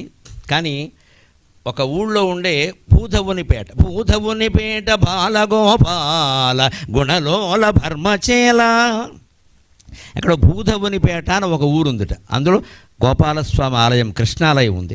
ఆయన మీద 100 పద్యాలు రాశాడు ఏకంగా ఒక ఆయన. కవి ఎవరో తెలియదు, కానీ ఇది అద్భుతమైన పద్యం. ఒక్కొక్క డబ్బులు ఇవ్వాలంటే కొంచెం బెదిరించాలయా, లేకుండా కుదరదు అని ఉదాహరణలు కొన్ని చెప్పాడు. లాలింప చెరకు బెల్లంబు తానిచ్చునా, చెండాడి పిప్పిగా చేయకున్నా. లాలింప చెరకు బెల్లంబు తానిచ్చున, చెండాడి పిప్పిగా చేయకున్న. అడిగినప్పుడు ధాన్యమన్నంబునిచ్చున, అడిగినప్పుడు ధాన్యమన్నంబునిచ్చున. దండి రోకట దంచి వండకున్నా. అడిగినప్పుడు ధాన్యమన్నంబునిచ్చున, దండి రోకట దంచి వండకున్నా. వేమ్రొక్కి వేడిన పూజములు పండ్లనిచ్చున, మొనసి దండాగతి మోదకున్నా. మొక్కి వేడిన భూజములు పండ్లనిచ్చున, మొనసి దండాగతి మోదకున్నా. మొనసి దండాగతి మోదకున్న. పొగడిన బంగారమును సొమ్ములిచ్చున, పొగడిన బంగారమును సొమ్ములిచ్చున. గొబ్బు గొబ్బున కాచి కొట్టకున్నా. పొగడిన బంగారమును సొమ్ములిచ్చున, గొబ్బు గొబ్బున కాచి కొట్టకున్న. లుబ్ధుడైనట్టి మనుజుండు లొంగబోడు, తెగువ నొసగడు పేర్వెట్టి తిట్టకున్నా. లుబ్ధుడైనట్టి మనుజుండు లొంగబోడు, తెగువ నొసగడు పేర్వెట్టి తిట్టకున్నా. దండిత నిశాట బళిర భూధవునిపేట బాలగోపాల గుణలోల భర్మచేల. ఇది కలికాలపు మనుషులకి వర్తించే విషయం. డొనేషన్స్ వసూలు చేయాలంటే సంస్థ నిర్వాహకుడు కొంచెం దిట్టంగా ఉండాలి. వాడి దగ్గర 100 కోట్లు ఉన్నాయి, వాడు ఇవ్వడు. ఇగో మొన్న నాకు అనుకోకుండా ఫోన్ వచ్చిందిరా సిబిఐ వాళ్ళ నుంచి. అంటే నీ శ్రేయస్సు కోరి చెబుతున్నాను, మనం ఫ్రెండ్స్ కదా, కొంచెం చూసుకో, ఎందుకంటే ఏం లేదు అంటే అప్పుడు వాడే మనకు ఫోన్ చేసి, అన్నా మొన్న నువ్వు ఏదో ప్రాజెక్ట్ తలపెట్టావు, ఎంత కావాలో ఇచ్చేస్తాడు. ఎందుకంటే వాడికి ఇవ్వడం కంటే వీడికి ఇవ్వడం మంచిది కదా, కాస్త పేరైనా వేస్తారు. ఎప్పుడు కవి దృష్టి ఎలా ఉంటుందంటే, నేను ఆ ఉదాహరణలు ఎంచుకున్నాడు ఆయన. మళ్ళీ మామూలు వాళ్ళని ఎవరైనా అన్నాడని ఇలా పెట్టి అవునా ఊళ్ళో జమీందారని తిట్టాడనుకో వాడు కేసెడతాడు. అందుకే వీళ్ళు ఏం చేశారంటే, కవులు మహానుభావులు అండి వాళ్ళు ఏమి ఇబ్బంది పడకుండా దేవుడిని పేరెట్టి తిట్టారు. ఆ ఊళ్ళో దేవుడు ఎవడుంటే వాడు. బాలగోపాల శతకం, వేణుగోపాల శతకం, కుక్కుటేశ్వర శతకం, ఇవన్నీ ఇలాగే భర్గ శతకం, అన్నీ ఇవేనండి. అందులో దైవభక్తి కంటే ఈ సామాజిక స్పృహ ఎక్కువ. మనుషులతో ఎలా ఉండండి, మనుషులతో వీళ్ళని నమ్మొచ్చు, వీళ్ళని నమ్మకూడదు, ఇవన్నీ చెప్తారండి. లోకజ్ఞానం అంటే అదే. ఆ శతక పద్యాలన్నీ పూర్వం పాఠ్యాంశాల్లో ఉండేవి కాబట్టి మోసం పోయే అవకాశం లేదండి. అందరికీ తెలివితేటలు ఉంటాయి. ఇప్పుడు అవేం లేవు, ఇప్పుడు అవేమీ లేవు. ఎవరన్నా మోసం చేస్తే దేవుడికి మొక్కుకోమంటారు, ఆ మొక్కు కూడా ఓ మోసం చేసేస్తున్నాడు ఎవడో. ఇక్కడ వాడు యజ్ఞం అంటాడు, 10 లక్షలు తెమ్మడు, అదో మోసం. అందుకని ఆ భూధవునిపేట బాలగోపాలుడు ఉన్నాడే, ఆయన్ని వర్ణిస్తున్నాడు ముందు. బళిరా నువ్వెంత గొప్పవాడు అయ్యా, దండిత నిశాట. అందుకే అది ఆ విశేషణం సరైన ముఖ్యం. ఆయన చెతగొట్టేశాడు శ్రీకృష్ణుడు. ముఖ్యంగా రాముడు కంటే ఎక్కువగా రాక్షస సంహారం చేసింది శ్రీకృష్ణుడు. భాగవతం చదివితే, భారతం చదివితే అర్థం. రాక్షసుల్ని సంహారం చేయాలి తప్ప వాళ్ళతో టేబుల్ డిస్కషన్లు చేయకూడదండి. వినరండి వాళ్ళు తమో గుణవాది. ఉగ్రవాదుల్ని, తీవ్రవాదుల్ని వేసేయాలి కానీ ఆయుధాలు వదిలిపెట్టి రండి చర్చిద్దాం. ఆయుధాలు వదిలిపెడతారు, అర్ధాంగినైనా వదిలిపెడతారు. కానీ వాడు బతుకే ఆయుధం మీద ఉంటే, నీకు దమ్ముంటే వాడిని వేసి ఎలా విజయాలో అలాగే. అక్కడ మళ్ళీ ధర్మాలు, మానవ హక్కులు, మరి ఆ వాడికి మానవ హక్కులు లేవు కానీ వీళ్ళకి ఎలా ఉంటాయండి? పోలీసులకే ఉంటాయా మానవ హక్కులు? ఉగ్రవాదులకే ఉంటాయండి మానవ హక్కులు. పోలీసులకు ఉండవా? వాళ్ళ ప్రాణాలు కావా? ప్రభుత్వానికి ప్రాణాలు కావా? నాయకులకు ప్రాణాలు కావా? మానవ హక్కుల గురించి మాట్లాడతారేమిటండి దానవుల దగ్గర? ఆయుధాన్ని నమ్మిన వాడిని వేసేయడానికి ఆయుధమే శరణ్యం. ఏ ఉపాయం వీలైతే అలా వేసేస్తారు. అందుకే దండిత నిశాట, రాక్షసులను బాగా చంపేసేవయ్యా. నిశాటులు అంటే వాళ్ళు. బలిరా భూధవుని పేట బాలగోపాల, మా భూదేవుడి పేటలో నువ్వే ఉన్నావయ్యా అని గుణలోల. భగవంతుడు ఎప్పుడు గుణలోల భర్మచేల, బంగారపు వస్త్రం కట్టుకుంటాట, భర్మచేల. పట్టుబట్ట కదా ఆయనకట్టు బంగారపు రంగులో ఉంటుంది. పట్టు కట్టుకుంటావు కానీ నీకు ఆ బట్టలు అవన్నీ అక్కర్లేదు. గుణలోల, మనిషిలో ఉండే మంచి గుణాలను మాత్రమే భగవంతుడు ప్రేమిస్తాడు. దాని ఉద్దేశం అది, గుణలోల. ఎంత చక్కని మాట వాడు. ఇప్పుడు చెబుతున్నాడు, ఒక్కో మనిషి నుంచి డబ్బులు రాబట్టాలంటే ఏం చేయాలంటే, చెరుకు నుంచి రసం రావాలంటే ఏం చేస్తావు? చెరుగ్గళ్ళ పెట్టి కేశవాయ నమః, నారాయణాయ నమః, చెరుకాయ నమః, ఎరుపాయ నమః, పెద్దాయ నమః, నామాల చెరుకాయ నమః. నువ్వు గంటసేపు పూజ చేసినా దేవత అది. లాలింప చెరకు బెల్లంబుదా నిచ్చునా చెండాడి పిప్పిగా చేయకున్నా.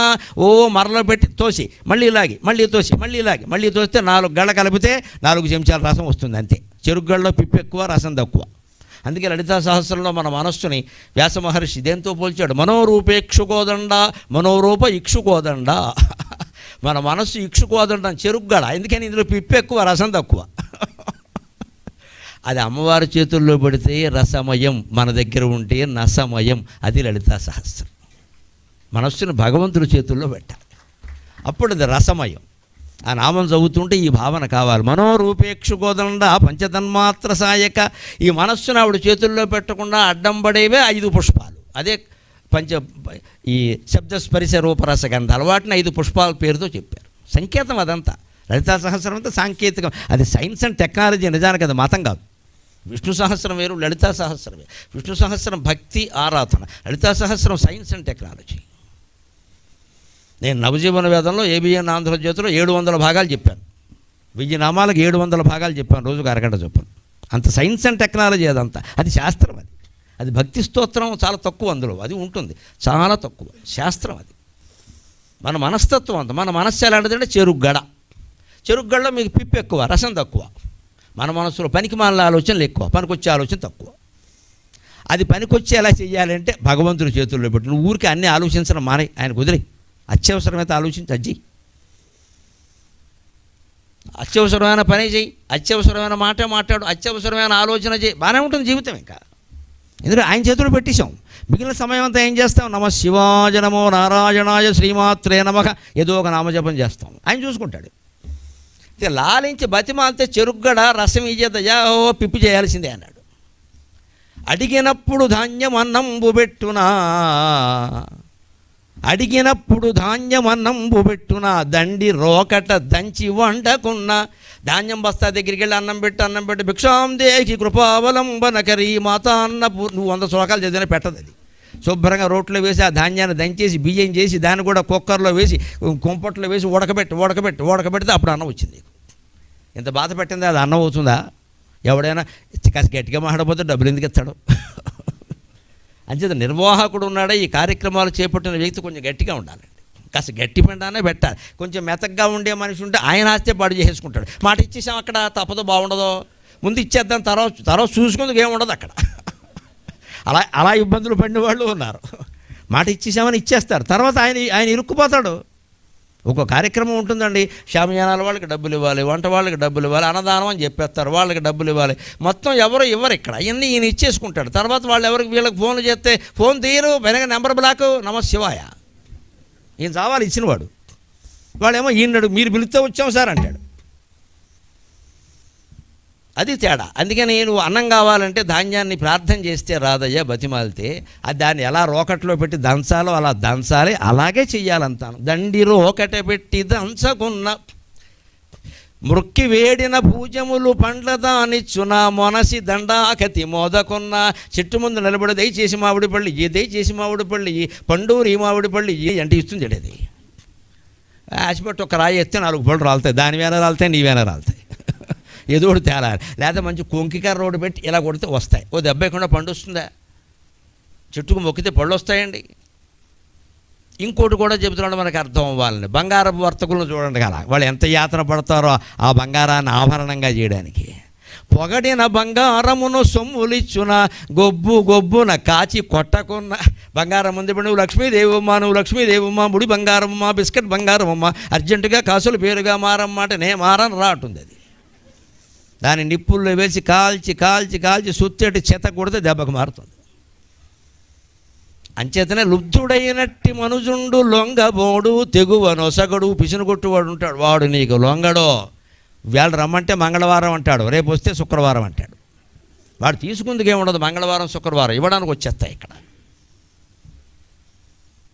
అందుకే నువ్వు అలా అదేం కుదరదు. ఇది తెగు పేరు పెట్టి తిట్టకున్నా వాడికి కాస్త వినపడేలాగా వాడి ఇంటి పక్కనే నిలబడి ఏదో పిసినుగొట్టి ఏదోళ్ళు ఉంటారా పోతారు నరకానికి, కానీ పక్క నుంచి వెళ్ళిపోవాలి. అక్కడి నుంచి అంతే దెబ్బకి తగిలేస్తుంది. అది మాట ఇచ్చాక నిలబెట్టుకోవద్దు అని మాట్లాడాలి ఇక్కడ. ఇలాంటి బతుకెందుకు అసలు ఇక్కడ అని అంటూ ఉండి పేపర్ ఒకటి పట్టుకోవాలి, పేపర్లో ఉన్నదాన్ని నువ్వు చదువుతున్నట్టు. లేకపోతే ఇప్పుడు ఫోన్ ఉంది కదా, వాట్సాప్లో ఎవరో పంపారు చదివాను, నేను నిన్ను అనలేదు, అందులో ఉన్న సందేశం నేను రెస్పాండ్ అయ్యాను అంతే. అందులో ఇప్పుడు మెసేజ్ మనం మాట్లాడితే అందులో మెసేజ్ టైప్ అవుతుంది కదా, అందులో మాట్లాడాను. ఇప్పుడు ఈ మెసేజ్ టైప్ అవ్వడం వచ్చిన తర్వాత ఎలా ఉందంటే మెసేజ్ టైప్ చేస్తున్నారో మన తిడుతున్నారో అర్థం కావట్లేదు. అదొకటి ఉంది కదా, అందుకని తిట్లన్నీ అందులో తిట్టేస్తుంటాయి. ఎవడికో పంపించడానికి నేనేం అనలేదని వాడు ఇంటి ముందే నుండి ఈ మెసేజ్లు ఇలా ఈ పద్యం అంతా లాలింపచెరకు దండి అని చేస్తే వాడికి మొత్తం పెట్టేస్తుంది. ఆయన తిడుతున్నాడు, అనవసరంగా ఇచ్చి పంపండి, ఎందుకు వచ్చిన గొడవ. ఇలాగ రకరకాలుగా చేసుకుని చేస్తే తప్ప కార్యక్రమాలు నడవండి. అనుమానం ఎలా. ఇంకొక మాట చెప్పుకొని మనం 5 నిమిషాల్లో సెలవు తీసుకుందాం.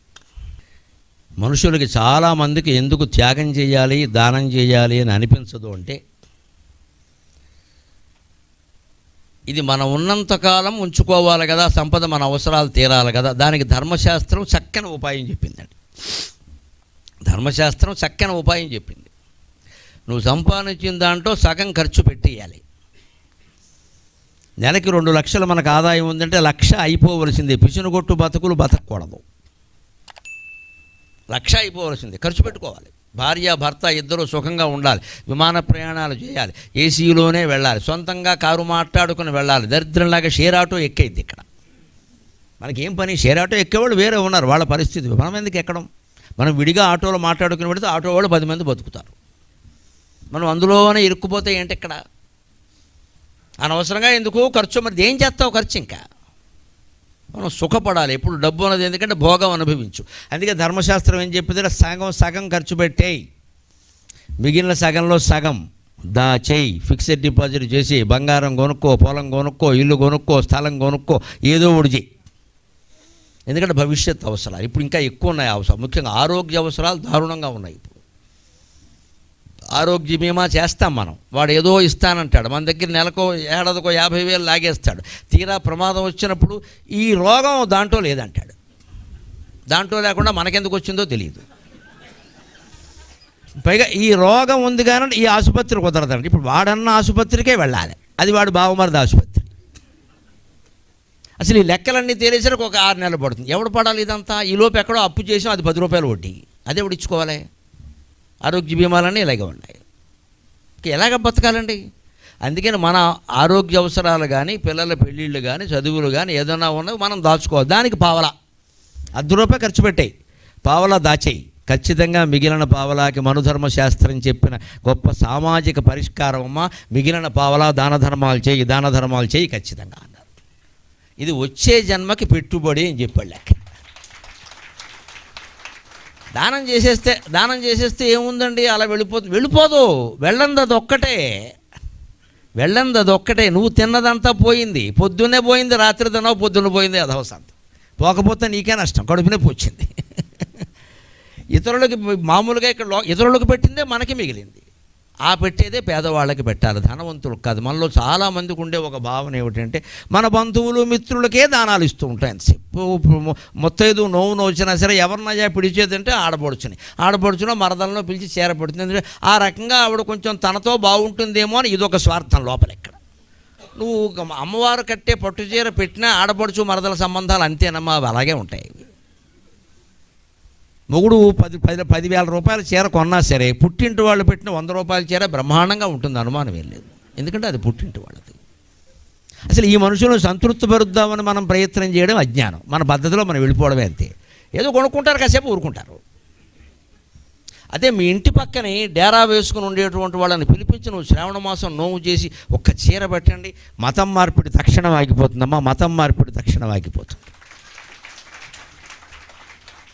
ఒక 100 కోట్ల ఆస్తి ఉన్నటువంటి వాడి భార్య జమీందారీ స్త్రీ కారు వేసుకుని లేకపోతే ఆటో వేసుకుని అందులో ఒక 50-60 చీరలు పెట్టుకుని ఇంటింటికి ఆగుతూ రామమ్మ నువ్వు గౌరీదేవి అమ్మ అని పిలిచి గౌరవంగా కాళ్ళకి దండం పెట్టాల్సిన పనేమి లేదమ్మా, పాదపూజ చేయాల్సిన పనేమి లేదమ్మా, మొహాన్ని బొట్టెట్టడానికే గౌరవంగా ఒక బొట్టు పెట్టి మా ఇంటి ఆడపడుచు అమ్మ మీరంతా ఎంతో ఇబ్బంది పడుతున్నారు, ఇవాళ పుణ్యం మంగళవారం నీకు ఇస్తే పుణ్యం అంటే ఇంత ముఖం వేసుకుని బొట్టెట్టించుకుని చచ్చిన మతం మారదండి, అనుమానం వెళ్ళేది. హిందూ మత అభివృద్ధికి ఇది ప్రథమ సూత్రం, ప్రధాన సూత్రం. మనం అన్ని మన బంధువులు మన మిత్రుల మధ్యలోనే చదువుకుంటూ అనంతకల్ప పద్మనాభి వ్రతమని సరిగ్గా ఇవాళ చెప్పుకోవాలి. ఇవాళ ఏకాదశి కదా, రేపు పూర్ణమి తర్వాత వచ్చే ఇవాళ ఏకాదశి, ఇవాళ అనంత పద్మనాభ స్వామి వ్రతం, పొగుళ ఏకాదశి తర్వాత వచ్చే ఏకాదశి ఉందే అది అనంత పద్మనాభ స్వామి వ్రతం. ఆ వ్రతం కథలో ఉంటుంది. ఒక తల్లి కూతురు కూర్చొని ఇక్కడ అట్లు వేస్తూ ఉంటారు. నారదుడు చూస్తాడు, అట్లు బాగానే పిండి బాగానే ఉంది, పొయ్యి బాగానే ఉంది, అట్లు బాగానే ఉంటే వీళ్ళు తిందామనేసరికి అట్టు మాయమైపోతుంది. తల్లికి దొరకట్లా, అట్టు కూతురికి దొరకట్లా. నారదుడికి అర్థం కాక ధర్మ సందేహాలంటే అప్పట్లో మల్లాది చంద్రశేఖర శాస్త్రి గారు మహావిష్ణువే.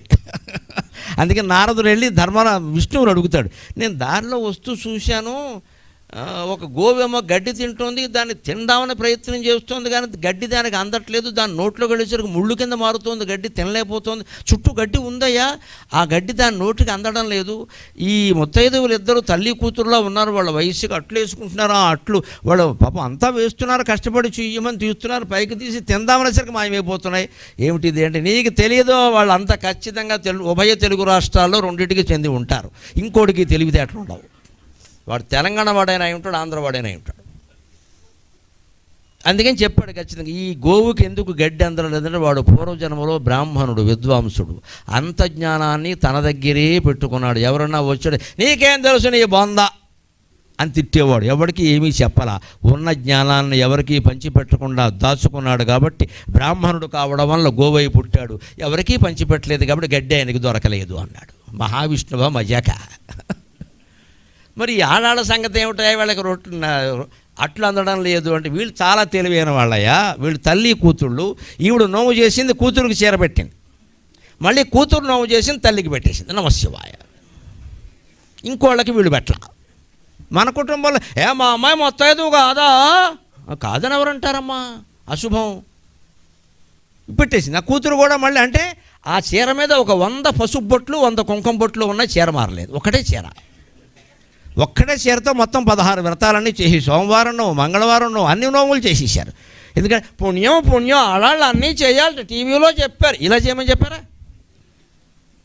మన వ్రతాలు నోములు అన్నీ ఒక్క మాట మీకు ఇంగ్లీషులో అర్థమయ్యేలా చెబుతున్నానండి. It's nothing but self imposed income tax. నీకు నువ్వే వేసుకునే ఆదాయ పన్ను అది, నువ్వు పన్ను కట్టి తీరాల్సింది, ఎగ్గొట్టడానికి వీల్లేదు. ఇక్కడ మన వ్రతాలు నోములన్నీ త్యాగం కోసం వచ్చాయి కానీ నీ కోరికలు తీర్చడానికి భోగాల కోసం కాదు ఇక్కడ. అందుకని వాళ్ళలోనే చీరలు పనిచేసుకున్నారయ్యా, మరి వాళ్ళకి అందుకే రొట్టెలు అందట్లేదు. ఇప్పుడు నేనేం చేయమంటావు అన్నట్టు చేసిన కర్మ. ఇలాంటి దరిద్రపు వ్రతాలు చేయకూడదండి. ఒక వ్రతం చేసాము అంటే మన ఆస్తి అంతా ఆర్పేయాల్సిన అవసరమే లేదని మనకు సంతృప్తి మిగలాలి. 2 కుటుంబాలను కాపాడే మనం, వాళ్ళకి బట్టలు లేవు వాళ్ళకి బట్టలు ఇచ్చాం, వాళ్ళకి అన్నం లేదు వాళ్ళకి అన్నం ఇచ్చాం, వాళ్ళకి ఉద్యోగం లేదు వాళ్ళకి ఉద్యోగం ఇచ్చాం. ఇది చేయవలసింది. అప్పుడు ఏమవుతుందో చెబుతున్నాడు. నీలకంఠ త్రిశితిలో నీలకంఠ దీక్షితులు గారు ఒక ఆయన అప్పయ్య దీక్షితులు గారి మనవడు అంటారు, ఆయన చెబుతున్నాడు. దాంతో మనం సెలవు తీసుకుందాం. మానవా, నీ ఆశ నాకు అర్థమైంది. ఏమిటి మానవుడు ఆశ అంటే, నేను చనిపోయినా సరే నాతో పాటు ఈ ధనమంతా రావాలి, అదో ఆశ ఉంటుంది మనిషికి. ఒకడికి వచ్చింది అలాగే, వాడు శివుడి గురించి తపస్సు చేసి ఏమిటంటే నేను బోళ్ళు బంగారం డబ్బులు అన్నీ ఉన్నాయి, ఈ బంగారం అంతా చిన్న చిన్న ఇటుకల రూపంలో పైకి రావాలన్నాడు. తదాస్తు అన్నాడు. శివుడు ఇవ్వని వారం బోళశంకరుడు ఇచ్చాడు. ఈయన పోయాడు. ఇక్కడేదో వీళ్ళు అనుకుంటారు ఇక్కడ బీరువాల్లో ఏం లేదు, బంగారం మొత్తం ఖాళీ అయిపోయింది. శివుడు మాయ కదా, వీడు ఎడుతూ వెనకాల తిరిగి చూసుకుంటాడు, ఏబోటాను వస్తున్నాయి ఇటుకల రూపంలో. శివుడు దా అన్నాడు. ఈ బంగారం అంతా తీసుకుని స్వర్గానికి వెళ్ళాడు. వెనకాల పెద్ద లారీలో SRMT సర్వీసు, ఈ ఇటుకలన్నీ వచ్చాయి. అక్కడ మొత్తం ఈ స్టాక్ అంతా ట్రక్ అక్కడ ఆపేశారు. ఆపేశాక స్వర్గం దగ్గర ఒక కాపులవాడు ఉంటాడు కదా, ఏమి నువ్వు వచ్చావు సరే ఇదంతా ఏమిటన్నా, నేను సంపాదించిన బంగారం అండి, శివుడు నాకు వరం ఇచ్చాడు, అది నాకు కూడా వచ్చింది, మీరు లోపలికి రానివ్వాలి, ఎందుకంటే లోపల కాఫీ టీ దొరుకుతాయో దొరకవో, మరి రంభా అన్ని గొడవలు చాలా ఉన్నాయి ఇక్కడ, మరి డబ్బులు ఇవ్వాలి కదా, ఎక్కడెక్కడ పేమెంట్స్ ఉంటాయి కదండి, నేను కార్డు కూడా తెచ్చానండి గీకడానికి అన్నాడు. ఇప్పుడు వెంటనే వాళ్ళు ఏమన్నారంటే ఇదంతా ఏమిటి అన్నారు. బంగారం అన్నారు. బంగారమా, ఇక్కడ ఈ బంగారం చెల్లదయా అన్నారు. ఎందుకంటే వేదంలో చెప్పిన మాట ఉత్తానా వై దేవగవాహ ప్రతికూలమివ ఇతస్వర్గో లోక. ఇక్కడ ఉన్నవన్నీ విచిత్రంగా విపరీతంగా ఉంటాయి స్వర్గంలో. మన బంగారం ఇక్కడ పసుపు రంగులో మెరిసిపోతుంది, అక్కడ నీలం రంగులో ఉంటుంది బంగారం. ఈ బంగారం అక్కడ పైగా ఇది బంగారం కాదా, మరి ఇక్కడేమిటి బంగారం అన్నాడు. రా చూపిస్తా అని దేవతాస్త్రీల నగలు చూపించాడు. అవన్నీ లేత నీలం రంగులో, మేఘం వర్షం కురిసే ముందు మేఘం శ్రీకృష్ణుడి దేహవర్ణం ఎలా ఉంటుందో ఆ రంగులో మెరుస్తున్నాయి. అక్కడ దాన్ని బంగారం అంటారు. మరి ఇదేమిటి అన్నాడు. చూడు దీన్ని మేము కూడా వాడతాం చూడమన్నాడు. డ్రైనేజీ మీద మ్యాన్ హోల్ కింద వేశారు దీన్ని. అక్కడ డ్రైనేజీ ఉండదేమిటి, అందుకే అక్కడ మ్యాన్ హోల్ కింద వేశారు. మనం ఇంత కష్టపడి సంపాదించే బంగారం స్వర్గంలో డ్రైనేజీ మీద వేసే కప్పమ్మ. ఏం చెబుతావు డబ్బు విలువ నువ్వు? అందుకే నీలకంఠ దీక్షితులు గారు ఏం చెబుతున్నారు అంటే, నీ ఆశని నేను కాదనట్లేదు, అలా మోసం జరగకుండా నీ బంగారం నీ డబ్బు నీ కూడా రావాలంటే ఒక ఉపాయం ఉందయ్యా. మృతోప్యర్థం న మోక్షామి బద్ధ్వా నేష్యామి మూర్ధని. మృతోప్యర్థం న మోక్షామి బద్ధ్వా నేష్యామి మూర్ధని. ఇతి చేత్సు దృఢో లోభక, ఇతి చేత్సు దృఢో లోభక. పాత్రే దేయం అశంకితం, పాత్రే దేయం అశంకితం. మృతోపి అర్థం న మోక్షం. నేను చనిపోయినా సరే నా డబ్బు బంగారం నేను విడిచిపెట్టాను. బద్ధ్వా నేష్యామి మూర్ధని. నా నెత్తి మీద మూట కట్టుకుని పోవాలనుంది నాకు. అటువంటి వరం ఇమ్మంటే హాయిగా వెళ్ళొచ్చు, దానికి ఏమి ఇబ్బందులు. నెత్తి మీద బరువు లేకుండా కూడా వెళ్ళొచ్చు, ఆ బరువు నీకు తెలియకుండా వెళ్ళొచ్చు. ఇతి చేత్ సుదృఢో లోభక. ఇక్కడ బంగారం, ఇక్కడ డబ్బు, ఇక్కడ బంధాలు ఇక్కడ పోతాయనే దాంతో కాకుండా అక్కడికి కూడా నీకు రావాలి ఈ బంగారం డబ్బు అని ప్రధానంగా నువ్వు కోరుకుంటే దెర్ ఈజ్ ఎ పాసిబిలిటీ, ఒక అవకాశం ఉంది మిత్రమా, ఇబ్బంది ఏం లేదు ఇక్కడ. ఇతి చేస్తు దృఢో లోభక. నువ్వు లుబ్ధుడివి కావచ్చు, లోభం ఉండొచ్చు, ఇంత తీవ్రమైన లోభంతో ఉండు. ఏమిటంటే ఇది పాత్రే దేయం అసంఖ్యతం. నువ్వు ఎన్ని కోట్ల ధనం కూడా రావాలని అనుకుంటున్నావో అన్ని కోట్లు ఇక్కడ పేదవాళ్ళకి ఇచ్చేయి, అది నీ కూడానే మరో రూపంలో వస్తుంది ఖచ్చితంగా.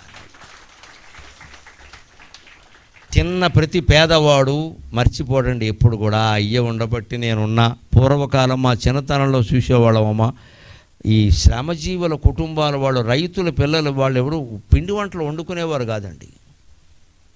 పిండి వంటలు వండుకునేవారు కదా, మా ఇంటికి వచ్చేవారు. మా అమ్మగారు మాతో పాటుగా ఓ 10 మందికి చేసేది. ఇన్నెందుకమ్మా అంటే, వాళ్ళు వస్తారా మన బట్టలు ఉతుకుతున్నారు, నీకు జుట్టు కత్తిరిస్తున్నాడు, ఊరికే మనకి ఇవ్వాలి, జీతమే ఇవ్వాలి. వాటిని ఏదో పప్పలో పిండి వంటలో ఏదో అనేవారు వాళ్ళు. ఆ వాటి కోసం వాళ్ళు మధ్యాహ్నం 3-4 వచ్చేవారు, కొంగు పట్టేవారండి ఇలాగా. ఇప్పుడు అందులో వేసేది. అమ్మగారు ఇస్తారు, వెంకమ్మగారు దేవత అనుకుని వెళ్ళేవారు. వాళ్ళకు కూడా మా ఇంట్లోనే ఉండేవారు. మేము సామాన్యమైన వ్యక్తులు, మేము పెద్ద జమీందారు, ఇంకా మాకంటే జమీందారులు కూడా అలాగే ఉండేవారు, చాలామంది ఉండేవారు. ఆ బలహీన వర్గాలని, పేద వర్గాలని, శ్రమజీవుల్ని పోషించేవారు. ఒక జమీందారు ఊళ్ళో ఉంటే ఒక 20 పేద కుటుంబాలు బతికేసేవి ఏదో రకంగా. ఈ పేద కుటుంబాల వాళ్ళు కూడా ఎలా ఉండేవారు, అసూయ లేకుండా, ఆయన బాగుండాలి, ఆయనకు 10 మంది పిల్లలు కలగాలి, శుభకార్యాలు జరగాలి, ఎందుకంటే కాస్త జరిగితే మనకి ఏదైనా వస్తుంది, లేత ఏం వస్తుంది ఇక్కడ. వాళ్ళ ఇంట్లో అన్ని పురుళ్ళు నేనే పోసా అని ఒకళ్ళు గర్వంగా చెప్పుకునేవారండి. ఇవాళ పేదవాళ్ళ క్షేమం పెద్దవాళ్ళు కోరడం లేదు, పెద్దవాళ్ళ క్షేమం పేదవాళ్ళు కోరడంలా ఉభయ వర్గాల్లోనూ అసూయ ద్వేషాలు పెరిగిపోయే బాగా. వాళ్ళు ఏదో పైకొచ్చేస్తున్నారని వీళ్ళకి బాధ, వీళ్ళు ఇప్పటికే బలిసిపోయారని వాళ్ళకి బాధ. ఈ వైరి వర్గాలు ఎంతకాలం ఇది, దానికి విరుగుడండి ఈ ప్రవచనం. నిజంగా పోయినా కూడా మన ధనం మనకి రావాలి, మనకు అక్కడ సమస్త సౌఖ్యాలు అనుభవించాలంటే ఎక్స్చేంజ్ అవ్వాలి. మనం అమెరికా వెళ్ళినప్పుడు నీ దగ్గర ₹1 కోటి ఉన్నా నీ 500 నోటు అక్కడ చెల్లదు, డాలర్లోకి దాన్ని మార్చుకోవలసింది. అమెరికా వాడు ఇక్కడికి వచ్చి టీ తాగాలంటే డాలర్ ఇస్తే కుదరదు, వాడు మళ్ళీ చిల్లరవాడు, వీడు మట్టి అయిపోతాడు. ఖచ్చినట్టు ₹50, ₹10, ₹20 ఇవ్వాల్సిందే. వాడు ఇక్కడికి వస్తే డబ్బు మార్చుకున్నాడా లేదా, మనం అక్కడికి వెడితే డబ్బు మార్చుకున్నామా లేదా. అలాగ ఈ లోకం నుంచి 14 లోకాల్లో ఏ లోకానికి వెళ్ళినా మనం డబ్బు మార్చుకోవాలి అంటే ఔదార్యం, భక్తి, సేవాభావం ఒక్కటే శరణ్యం. అటువంటి భక్తిని సేవాభావాన్ని కలిగించడంలో నా ఈ ప్రసంగం ఏమాత్రం మీకు ఉపయోగపడినా నేను ధన్యుణ్ణి. నాకు ఈ 4 మాటలు నేర్పిన మా అమ్మ ధన్యురాలు. స్వస్తి.